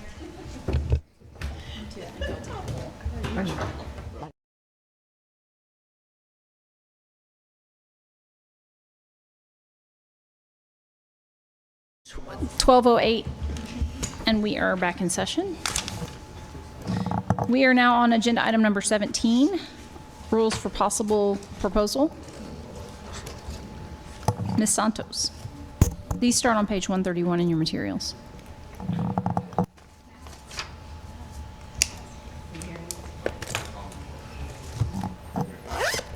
Can you hear me now? Okay, perfect, thank you. Agenda item number 17, discussion and possible action to propose amendments to 22 Texas Administrative Code, Chapter 153. In the interest of time, the specific sections proposed for amendment are listed in your agenda and included in your materials. Like some of the other items we've discussed today, these amendments being proposed are made as a result of the Quadrennial Rule Review to simplify and clarify language. Much of the changes overall are just general cleanup. Removing references to outdated fees and old processes, reflect changes in the division names, and removing some redundancies. And just general kind of overview of summarizing the proposed changes. We have, we just heard a presentation on Prea. There's some references added to Prea included in the definition and in the experience required for licensing rules, section 153.15. There's some changes related to fees in section 153.5, where we have some, again, removal of some references to outdated fees, some clarification to the applicability of certain fees, and a fee increase for the voluntary experience reviews. Additionally of note, there's some changes to the voluntary appraiser trainee experience rule, where we have, recognizing opening up that voluntary review process to non-trainees, or expanding who potentially could take advantage of that program. And then one thing I did want to specifically mention, 153.26, the proposed amendments there. All of these amendments have gone through one committee or another. This is one rule that had not been, because after all the committee rules, we found that there was a reference in that rule to another rule that we were proposing changes. So that change there is very minor, would change a reference to another rule, but I just wanted to bring that to your attention because there weren't any committees that actually saw that rule before today. And again, changes to 153.28, they better reflect current processes, allowed for some additional flexibility for the rotation of the peer investigative committee. I know there was some feedback on whether or not that should be the quarterly basis or just rotating. The change there allows for either scenario, really. It just kind of flexibility to as what's needed. And again, section 153.21, I'm saving kind of the discussion of that a little bit towards the end because there are a little bit more substantive changes there. What we'd be proposing is a change to the progress monitoring for trainees and supervisory appraisers that have 4 to 5 trainees allowed by our rules. There is a progress monitoring requirement by the AQB, and what we're proposing here is really kind of changing what that progress monitoring looks like. Currently, participants would go through that voluntary experience review and submit their work, but what we're proposing here is more of a, shifts the work a little bit more on the supervisory appraisers, where they would have to submit a program for approval and kind of outline how they would monitor the progress of their trainees. And again, that is sort of the higher level summary of these. I'm happy to address any questions on them individually. So these are for proposal, and Mr. DiBiasio has asked to speak. And so if we will vote on whether or not to publish them. For proposal. For proposal.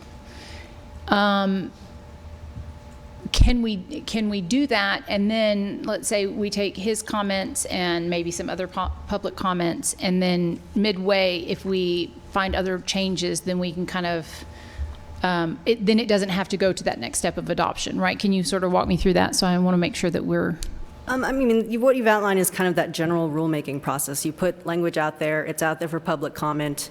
At the next meeting, you could potentially adopt it if the language hasn't changed so much that you're not giving members of the public enough notice of what you're trying to adopt. Right, okay. So, I mean, this is kind of that sausage-making process. You put the language out there, you get the feedback in the comment, and maybe you change the language, maybe you don't, depending on, you know, what the information is out there and the circumstances. And so if we don't have any changes, no public comments, we could potentially bring all or some of these up for adoption. And if some require further work, then we can leave those out. Is that correct? Potentially. I mean, with quadrennial rule review, you have the whole chapter open, and it's really open until you close it. And so if there's something out there that needs to be amended and changed, the whole chapter's open. You know, it's not the end of the world. Another option would be to not adopt any amendments, and then what doesn't need that further discussion can be saved until after the chapter's closed, and you just take it through the normal rulemaking process. Okay. Good. I wanted to say just one more thing, which is that what you outlined in terms of the process is exactly how it should be. If there are comments that come to you that you want to consider and infuse into the rule, that's the whole reason that we have that the public comment period is out there, is so that the public can influence the rulemaking process. So if there's so many substantive changes that you, instead of adopting at the next meeting, you repropose. Repropose, okay. So you have that, If that's necessary. Okay, that's exactly what I was looking for. Okay, very good. Are we ready for? Just to kind of conclude, you know, and happy to address any questions after this, but staff's recommendations is to propose the amendments as presented and included in your materials. Okay. Okay, Mr. DiBiasio.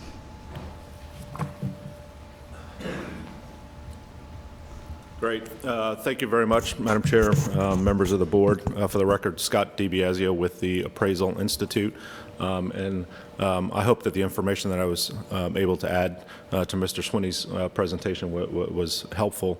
I just want to fill in a couple of the gaps from a Prea provider's perspective, and then I'll address the rules specifically as they've been drafted by Ms. Santos. We talked about the technology of our program, so I'm not going to go into that again. Of course, we'll verify that qualifying education is completed. The number of reports, the AQB minimum is 3.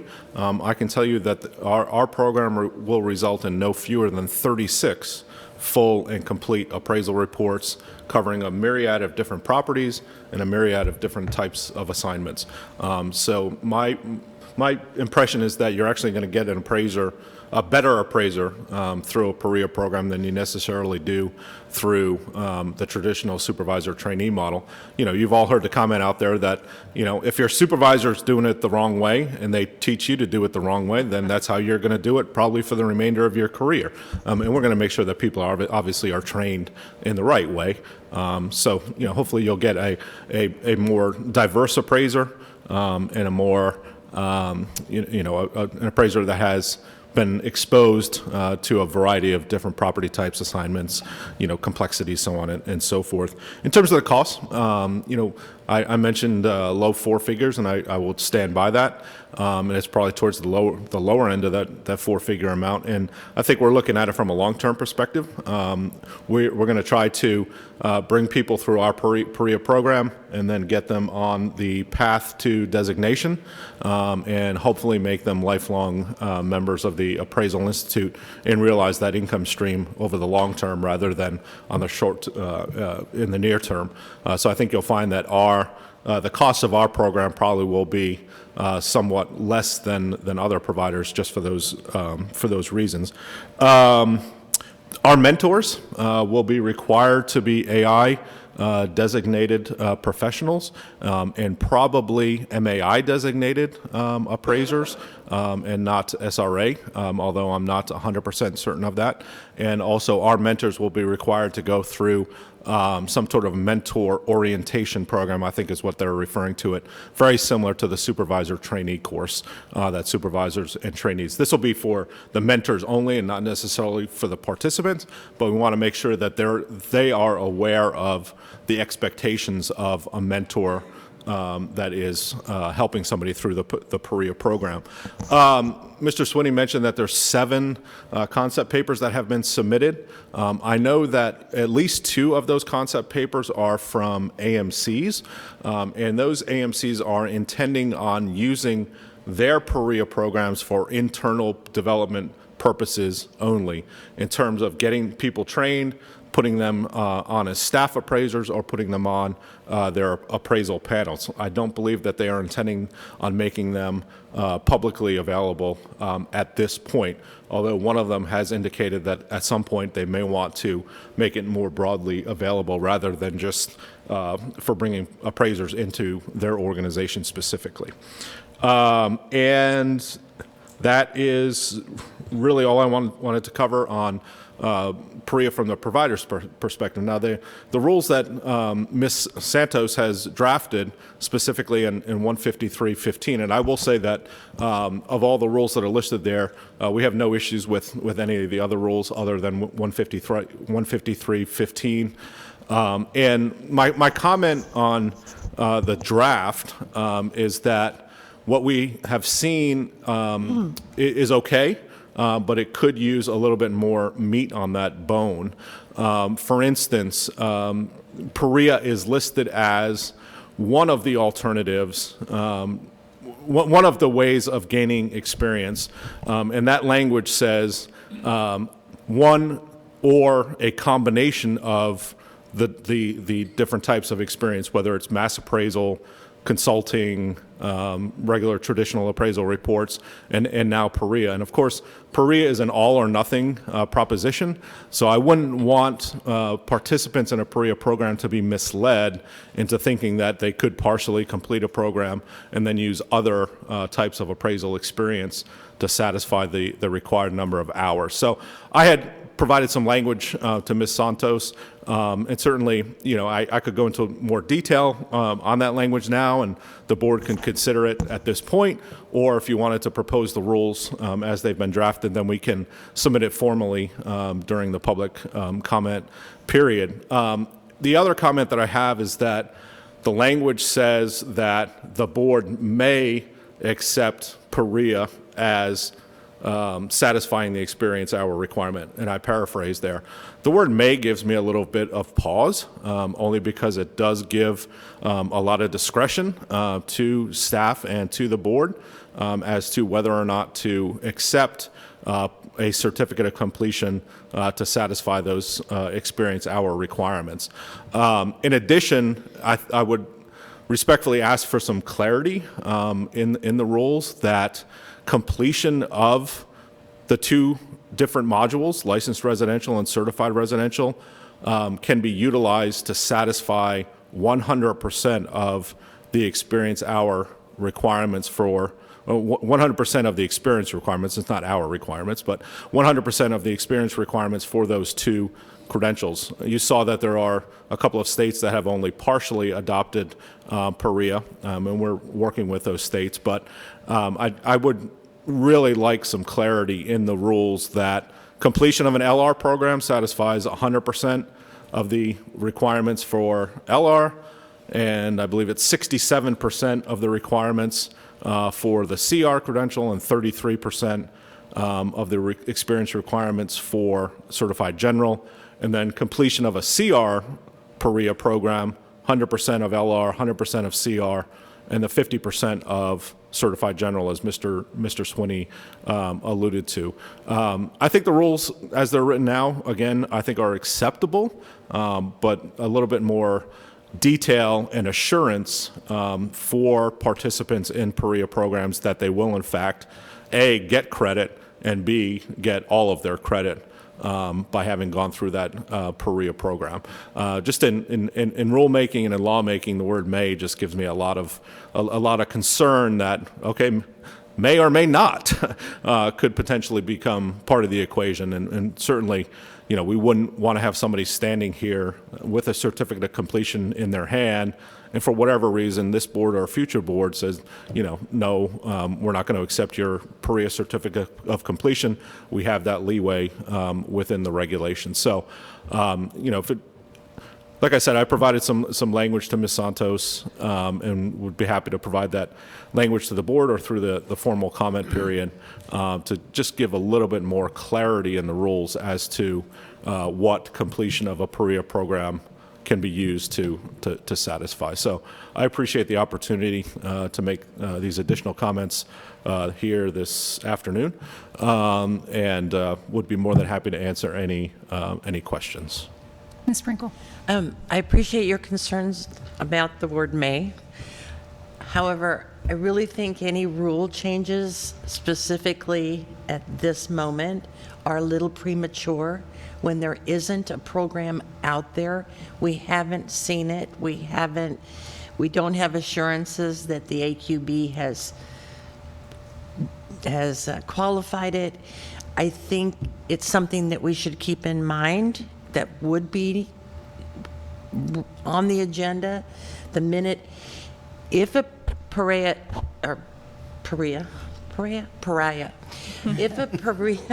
program comes out. I think that it would be perfect to also go in at that moment and change our rules and make a big announcement about it. Texas has just accepted blah, blah, blah, and blah, blah, blah. And now these are the rules that you will qualify under, and you know, you can do this. And to me right now, it's a little early for us to be altering and making these rules more specific. Ms. Sprinkle, I can certainly understand your trepidation, and it is somewhat of a leap of faith that the AQB is going to only approve high-quality programs. The difficulty with that is if you wait until a Prea program is available in the marketplace, there is going to be a significant gap between the time that those programs are available in the marketplace and the time that they are available to aspiring appraisers here in Texas. I'm not really thinking about waiting until it's actually in the marketplace, but when you all have taken the program to the AQB to be approved, we would hear about that. Mm-hmm. You would inform us of that, and we would be ready then. I think that progression of the steps is going to occur pretty rapidly. And, you know, the rulemaking process, correct me if I'm wrong, Ms. Santos, but, you know, you're looking at a minimum of 6 to 9 months to be able to do a complete rulemaking process. And that would be almost a year, let's say, that aspiring appraisers here in Texas, probably a significant portion of the 1,800 would not have access to those Prea programs because you haven't put the rules in place or indicated acceptance of Prea. Now, but we have those rules that we have right now do that. What we haven't done is gone in and be more specific like you're asking us to. And that's my feeling. Right now we say we will accept Prea. I think to be more specific, but we'd have to know more about the program. So you're saying you're not opposed to 153.15, the new number 5? No, I'm not. Okay. I think the rules right now are perfect for right now. You're saying the rules right now, the ones that are proposed in front of us, or Yes. without any change? That's right. Okay. And basically, right now, we say we'll accept whatever the AQB says is acceptable. Statutorily, we accept that. Yeah, and so... So there will not be a gap in terms of the launch or our interested Texas-based population wanting to If you were to adopt the rules as they've been drafted and offered to you today, and like I said, those rules are acceptable. I think they get us probably 85% of the way to where we need to be, and would eliminate the possibility of that gap would exist. And then, excuse me, if there are additional rules that need to be put in place, then obviously, we can take those. You can take those as they come. And that's when we can change the language from may to shall. And that's a perfectly acceptable solution. At least, I'll have the certainty of knowing that if somebody goes through an AQB-approved Prea program, in all likelihood, the board is probably going to accept it to satisfy those experience hour requirements under the rules as they've been drafted now. So, it's great. I'm very, and let me also say that I'm very happy to see that that Ms. Santos and you all have taken this up as part of the rule review process. I was wondering whether or not that was possible, or whether it needed to be an entirely separate rulemaking. So when I looked at the licensing committee materials a couple of weeks ago, I was very happy to see that these rules were part of the changes that are being proposed as part of the rule review process. So thank you for that.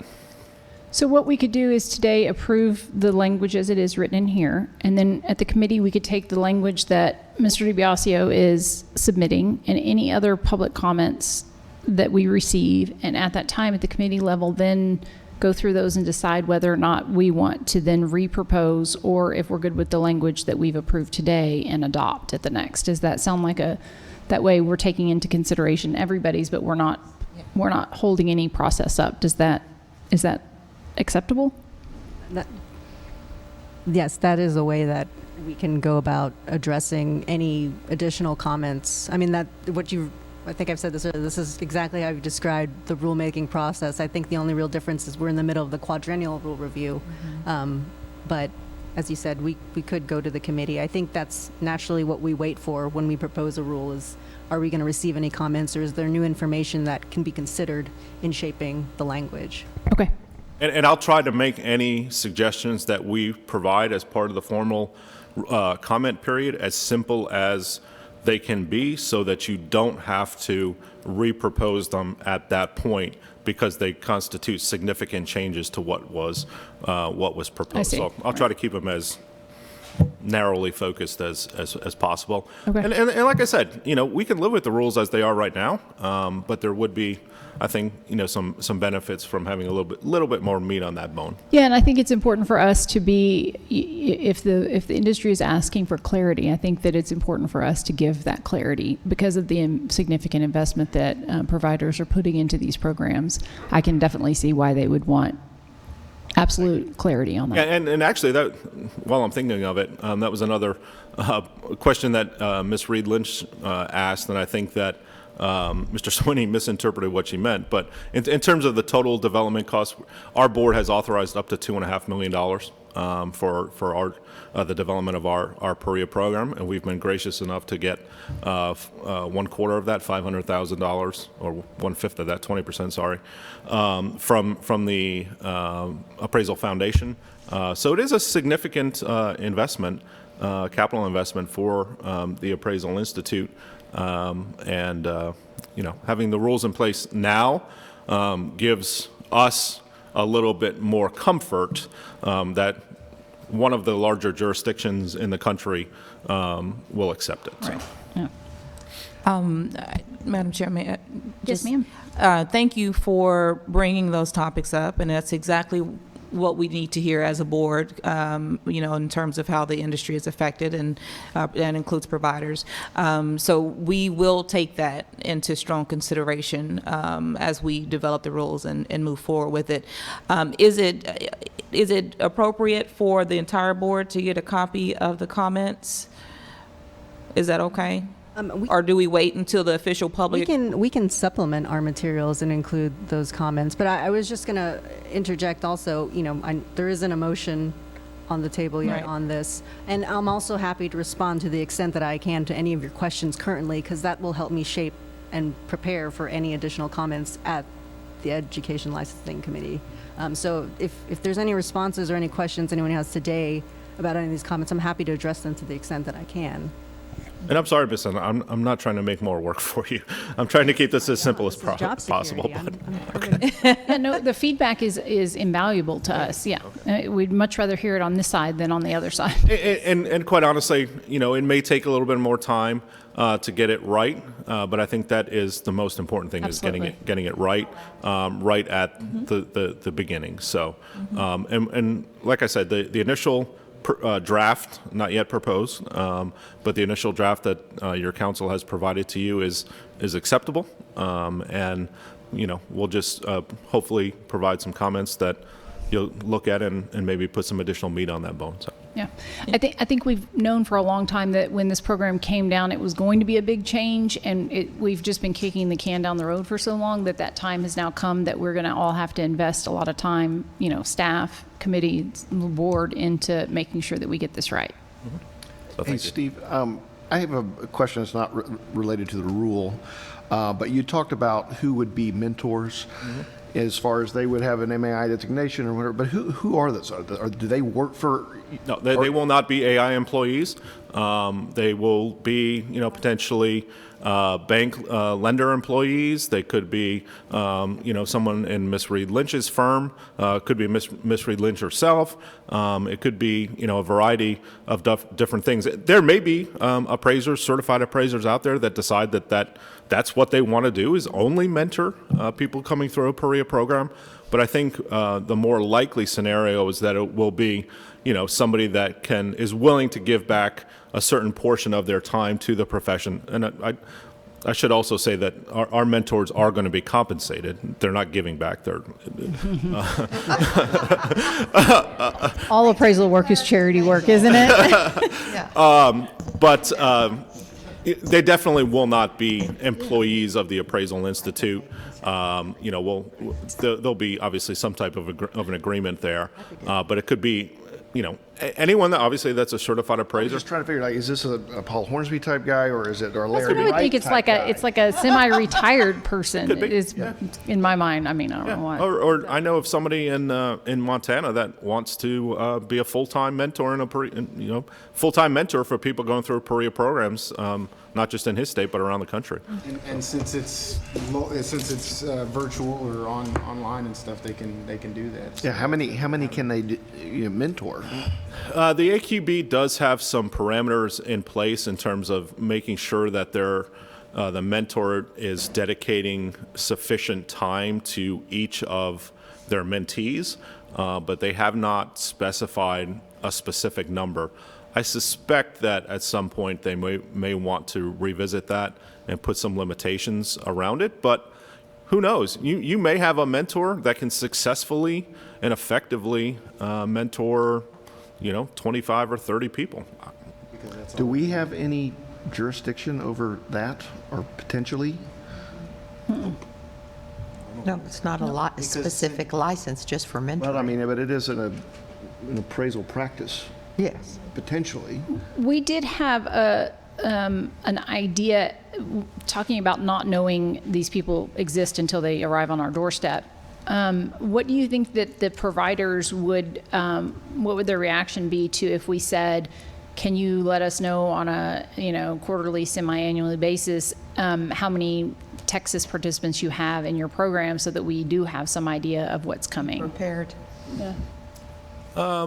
I'd have to give that some thought, but my initial reaction is I don't think it would be all that difficult. But keep in mind that when somebody enters into a Prea program, they're not necessarily required to identify the states in which they are trying to become credentialed.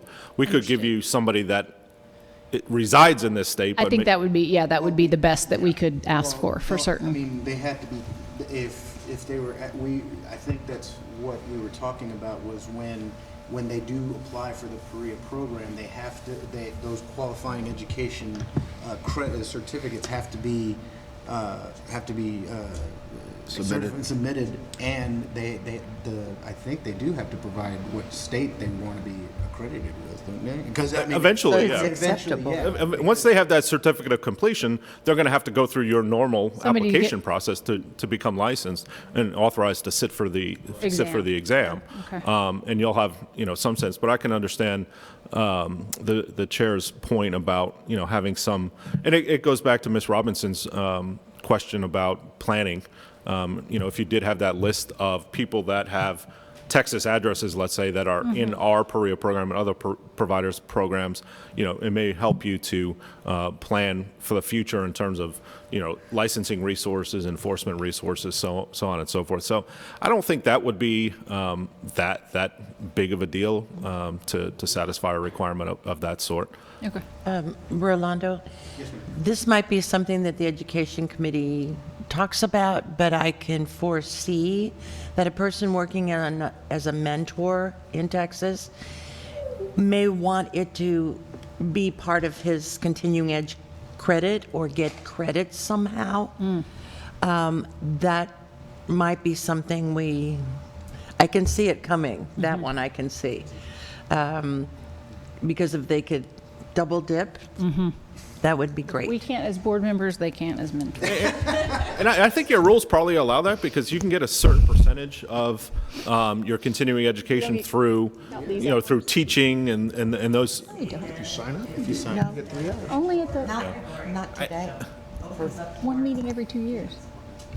And Madam Chair, if I could, just one sort of unrelated topic, just real quickly, if that's all right. I was really excited to see that all of the grant money that you all have applied for from the appraisal subcommittee. There was a comment made earlier that you send $750,000 or so to the ASC every year in the form of National Registry fees, and you're getting some of that money back. And that was exactly what that program was intended to do, is to provide resources for the states for administrative and enforcement purposes. So you're using that program fabulously as it was written into the Dodd-Frank Act back in 2010. Yeah. Thank you. Thank you. Thank you so much. Okay, so we can have discussion. We can hear a motion. Hear a motion. Any discussion after that? Okay. So are we going with the motion? You can propose that. Really? As presented. I don't feel really strongly about it. We can vote against you.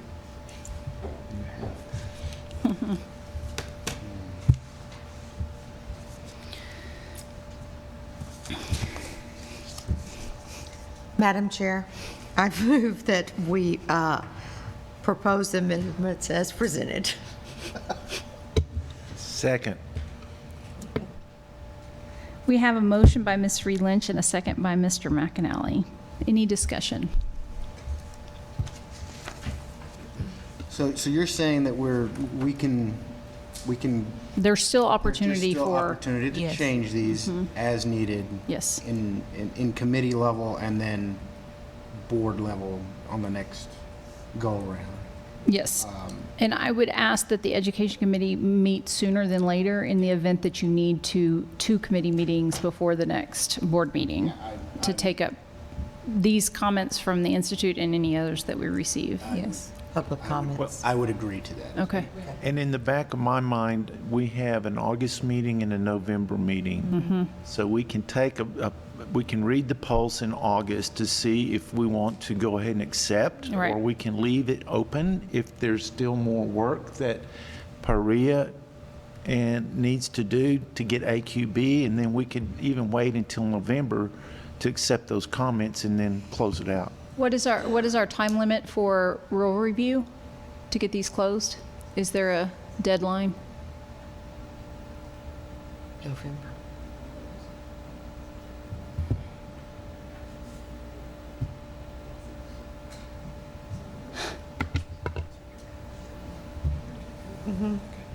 I mean, maybe if that is what happens, this isn't ripe for adoption at the next one, there is an opportunity to pull that rule from the rest that is part of the quadrennial rule review, let Okay. that close, and then take it up later. So just isolate it. Yes, from essentially. the whole. I mean, All but one. understandably, Oh, I there's see. some substantive stuff going on. Yes. You know, in the interest of efficiency, we're trying to move forward because the No need chapter's to- open. But Right, if that is right, the it's open, case, right. that there's a little bit more discussion, a little bit more that needs to go on with a particular rule, just pluck it out and let's close the rest of Okay. the chapter and then move forward. That sounds like a plan. So just, I'm sorry, excuse me. And you know, and if not, if we can come up with a solution, there's something Sure. at the next meeting, then that can happen too. But you know, the options are there for you all. Okay. So just so I understand, well, if we were to vote to move forward with this, we are now listing it for public comment officially, in which anyone can submit their response to that. And then as a committee, on the committee level, we would be forwarded those comments for review, so we can discuss it before we move forward. And then you would bring, if you bring it to the decided on board. something, you would bring it to the board and say, Okay. our recommendation is to keep it or to make these changes. Okay, and I would just ask that please include your comments during that period. I'm sure you will, but we look forward to seeing that. Writing. Okay, any further discussion? No? Call the vote. Yes, ma'am. All in favor? Aye. Aye. Aye. Anyone opposed? Very good. That motion passes. Okay. Now we are on to agenda item number 22. Does that sound correct? And I believe this is Ms. Williams as well.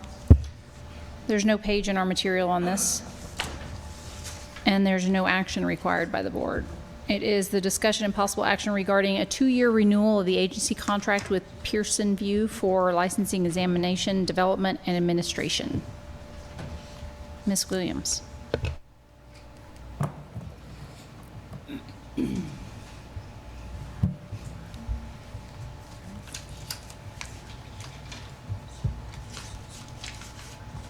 Sorry about that. Had my materials closed down on me. Okay. Yes, ma'am. Agenda item 22, discussion and possible action regarding the renewal of the agency's contract with Pearson VUE. The commission has actually entered into a contract with Pearson VUE, and this is more so for informational purposes only, just so you all can be aware. But the commission has entered into the contract with Pearson VUE for license, examination, development, and administrative services. The initial term of the contract was 2 years with two optional 2-year renewals. The initial term of the contract is set to expire August 31st, 2022. Staff sought and received commission approval to enter into the first of those 2-year renewal periods. The contract is a pass-through contract where the exam takers pay Pearson VUE examination fees directly. However, the agency does collect from Pearson VUE a $10 remittance fee for each exam they administer as a part of the contract. The anticipated fee collection for the renewal period will be approximately $970,000 for both TREC and TLCB, which that splits out to about $961,000 projected for TREC and $9,000 for the board. And so staff's recommendation was for us to continue and exercise the first 2-year renewal term on the agency's contract with Pearson VUE for license, examination, development, and administrative services. And at this time, no motion is required, but we did want to let you know. You're good. And so, and I would assume that TREC make sure that they have enough locations, and I mean, obviously they have so many more licensees than we do, and so they're in charge of all of that, right? They investigate all that. Yeah. Yes, Okay. ma'am. Very good. Thank you. Any questions for Ms. Williams? No. Very good. Takes us to agenda item number 23, discussion and possible action to approve the fiscal year 23 through 27 TALCB strategic plan. This is on page 209 in your materials. Mr. Slagle. Good afternoon, Madam Chair, board members. Tony Slagle, Deputy Commissioner. I have the pleasure of discussing the strategic plan with all of you. As the Commissioner mentioned, this is something that we do every couple of years. So what you have in front of you is the fiscal year 2023-2027 strategic plan. It is a document that, as I've mentioned before, is primarily used for the appropriations process, by which we're not part of because we're an SDSI agency. However, all agencies are required to submit one, and this one is due on June 1st. As the Commissioner mentioned, in general, this is extremely similar to the last draft or the last strategic plan that we submitted, but it's been updated and streamlined to take care of some of the more narrative aspects of it, and to also update the current stats and data where appropriate. This was a group effort. I just want to, for the record, thank all of the division directors as well as MJ Griffin, who helped put this together, invaluable help in doing that. It's required to be organized in a specific way. There are templates that we're required to use. The document's broken up into 3 main sections. There's the agency mission, philosophy, and motto. There's an accounting of our operational goals, which must include a description of actions taken to achieve those goals and how those goals support the various statewide objectives. And there's a description of any redundancies and impediments identified by the agency that could negatively impact the agency staff and our stakeholders in operations. Also included in the plan are several supplemental schedules. There's a list of the agency's performance measures, the agency's hub plan, our workforce plan, and our customer service report. The performance measures are the same with one exception, which I believe I've mentioned previously, which was the hold time, average hold time metric for the contact center was moved from 1 minute to 2 minutes. So that's the only change there. Just so for those of you who haven't been involved in this process before, it does include information for both the commission and the board. The commission did approve the draft as presented at their Monday meeting with no changes. However, you are obviously can make any changes you want to. So the motion in front of you to adopt it as presented, there's a couple of different aspects of it. If you're fine with it as drafted, that's great. If you do have changes and they only impact the board, we can address those today, or you can delegate the final approval of that to either the chair or the executive committee if you wanted to, and they can look at those changes afterwards. If you have any changes that impact something that also affects the commission, then that would need to be delegated, because the commission also delegated the final authority should you have any changes that impact both to their executive committee. So there need to be a meeting to discuss that and give final approval. And I'm happy to answer any questions you have about any of this. Anybody have any questions? Madam Chair. Yes, sir. I move that the board approve the fiscal year 2023 through 2027 strategic plan as presented, along with any technical or non-substantive changes. Second. We have a motion by Mr. Bolton and a second by Ms. Reed Lynch. Any discussion? Questions? All those in favor? Aye. Anyone opposed? Motion passes unanimously. Thank you, Mr. Slagle. That takes us to agenda item number 24, discussion and possible action regarding possible topics for the November workshop. One thing that I did ask is that we have a refresher on Robert's rules so that when we get into sticky situations, we all remember what to do. I would also ask that we, probably Prea is going to be something that we need to make sure that we walk through the process and that everybody is comfortable with it and understands it, especially as license holders reach out to us sometimes for clarification, that we fully understand what the requirements are and what our rules are. Does anybody else have any topics for workshops? Madam Chair, I'm sorry, what was the first one you mentioned? Robert's Rules of Order. And I would just like to add training on the bias and discrimination policies that are not policies, but practices, if we could address that during the November training as well. I think that's a great idea, an update on what's going on, and yeah.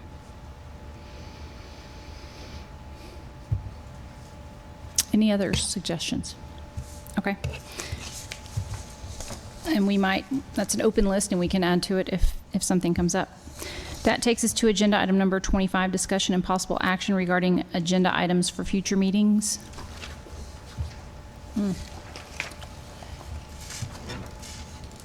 Can't think of anything off the top of my head. Anyone else? Okay. Just what we discussed today. Yeah, TBD. Yeah. Okay. Agenda item number 26, discussion and possible action to schedule future meeting dates. So the calendars are on the last page in our materials. We previously set the date of August 19th for our next board meeting, so just wanted to confirm that that still works for everyone. Okay. So we will set the November board meeting date, but staff has also asked that we look at the February meeting date as well, because the calendar for the meeting room tends to fill up quickly, so we will look at February dates as well. So November, on the 7th and 8th are TREC meeting dates. The 11th is Veterans Day. The 24th is Thanksgiving. So our ideal time would be the 18th. That's, of course, the Friday right before Thanksgiving, before we're off for the Thanksgiving week, or, some people are for kids in schools and that sort of thing. But What about the 4th? the 4th, then that means that staff is doing meetings back to back to back. Yeah. What about the 14th, the Monday? Is a Monday a terrible day to do a meeting?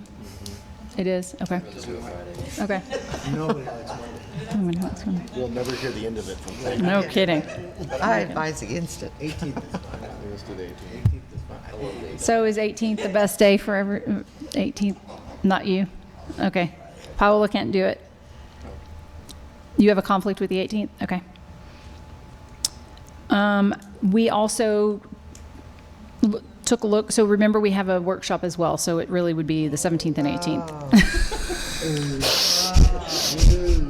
All right. Oh, that's long. Would be an active. Ooh. So Monday, Tuesday, if you wanted to do That's true. It would be a Monday, Tuesday, which would even be it. Makes it even worse. even worse. Okay. What about December 1st and 2nd? We did clear that this room was available on the 2nd, correct? Mm-hmm. Yeah, we're on that.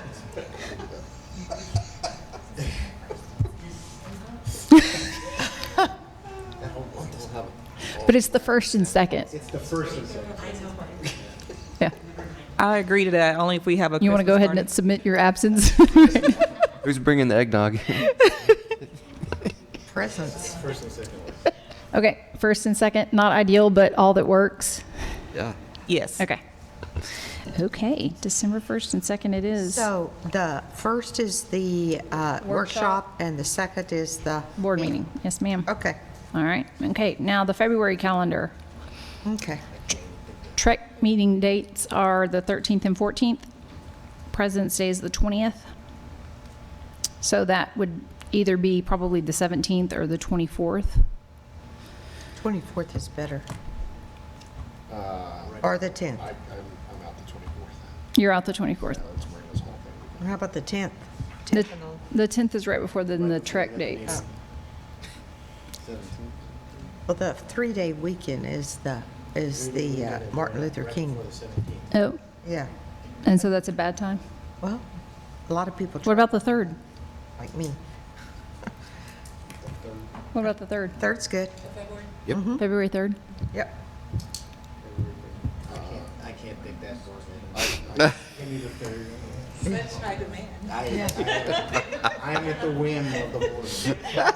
Just with the, if the December meeting will be 1st and 2nd, that's a pretty quick turnaround time if Oh. we're doing at the beginning of February. So we would really then prefer possible, to move but- to March. Then we move May to June and then June. So it's the 24th you can't do, Chance? Okay. It's okay to have a short turnaround. It probably just means that committee meetings will be crammed in. They're already crammed in. March 3rd and 4th is okay? No. No? Well, everyone's gonna have a conflict, it looks like. I don't. Oh, Well, that's Oh, okay. That's a good no. Okay, so February 3rd is not ideal, but it's probably the best. You get an excuse. Is that- Sure. Yeah.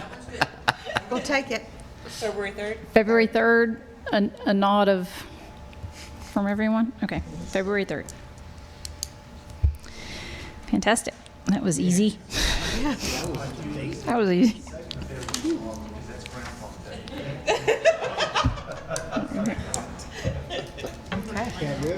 Okay. Shadow looking. Okay, everybody, thank you for all the robust discussion and questions today. I appreciate it. I appreciate everybody's time and coming into Austin. Want to say Happy Mother's Day to all the mothers out there. Sunday is Mother's Day. Don't forget. Happy Mother's Day. Happy Mother's Day. The time is 12:57 and this meeting is adjourned. Thank you. Thank you.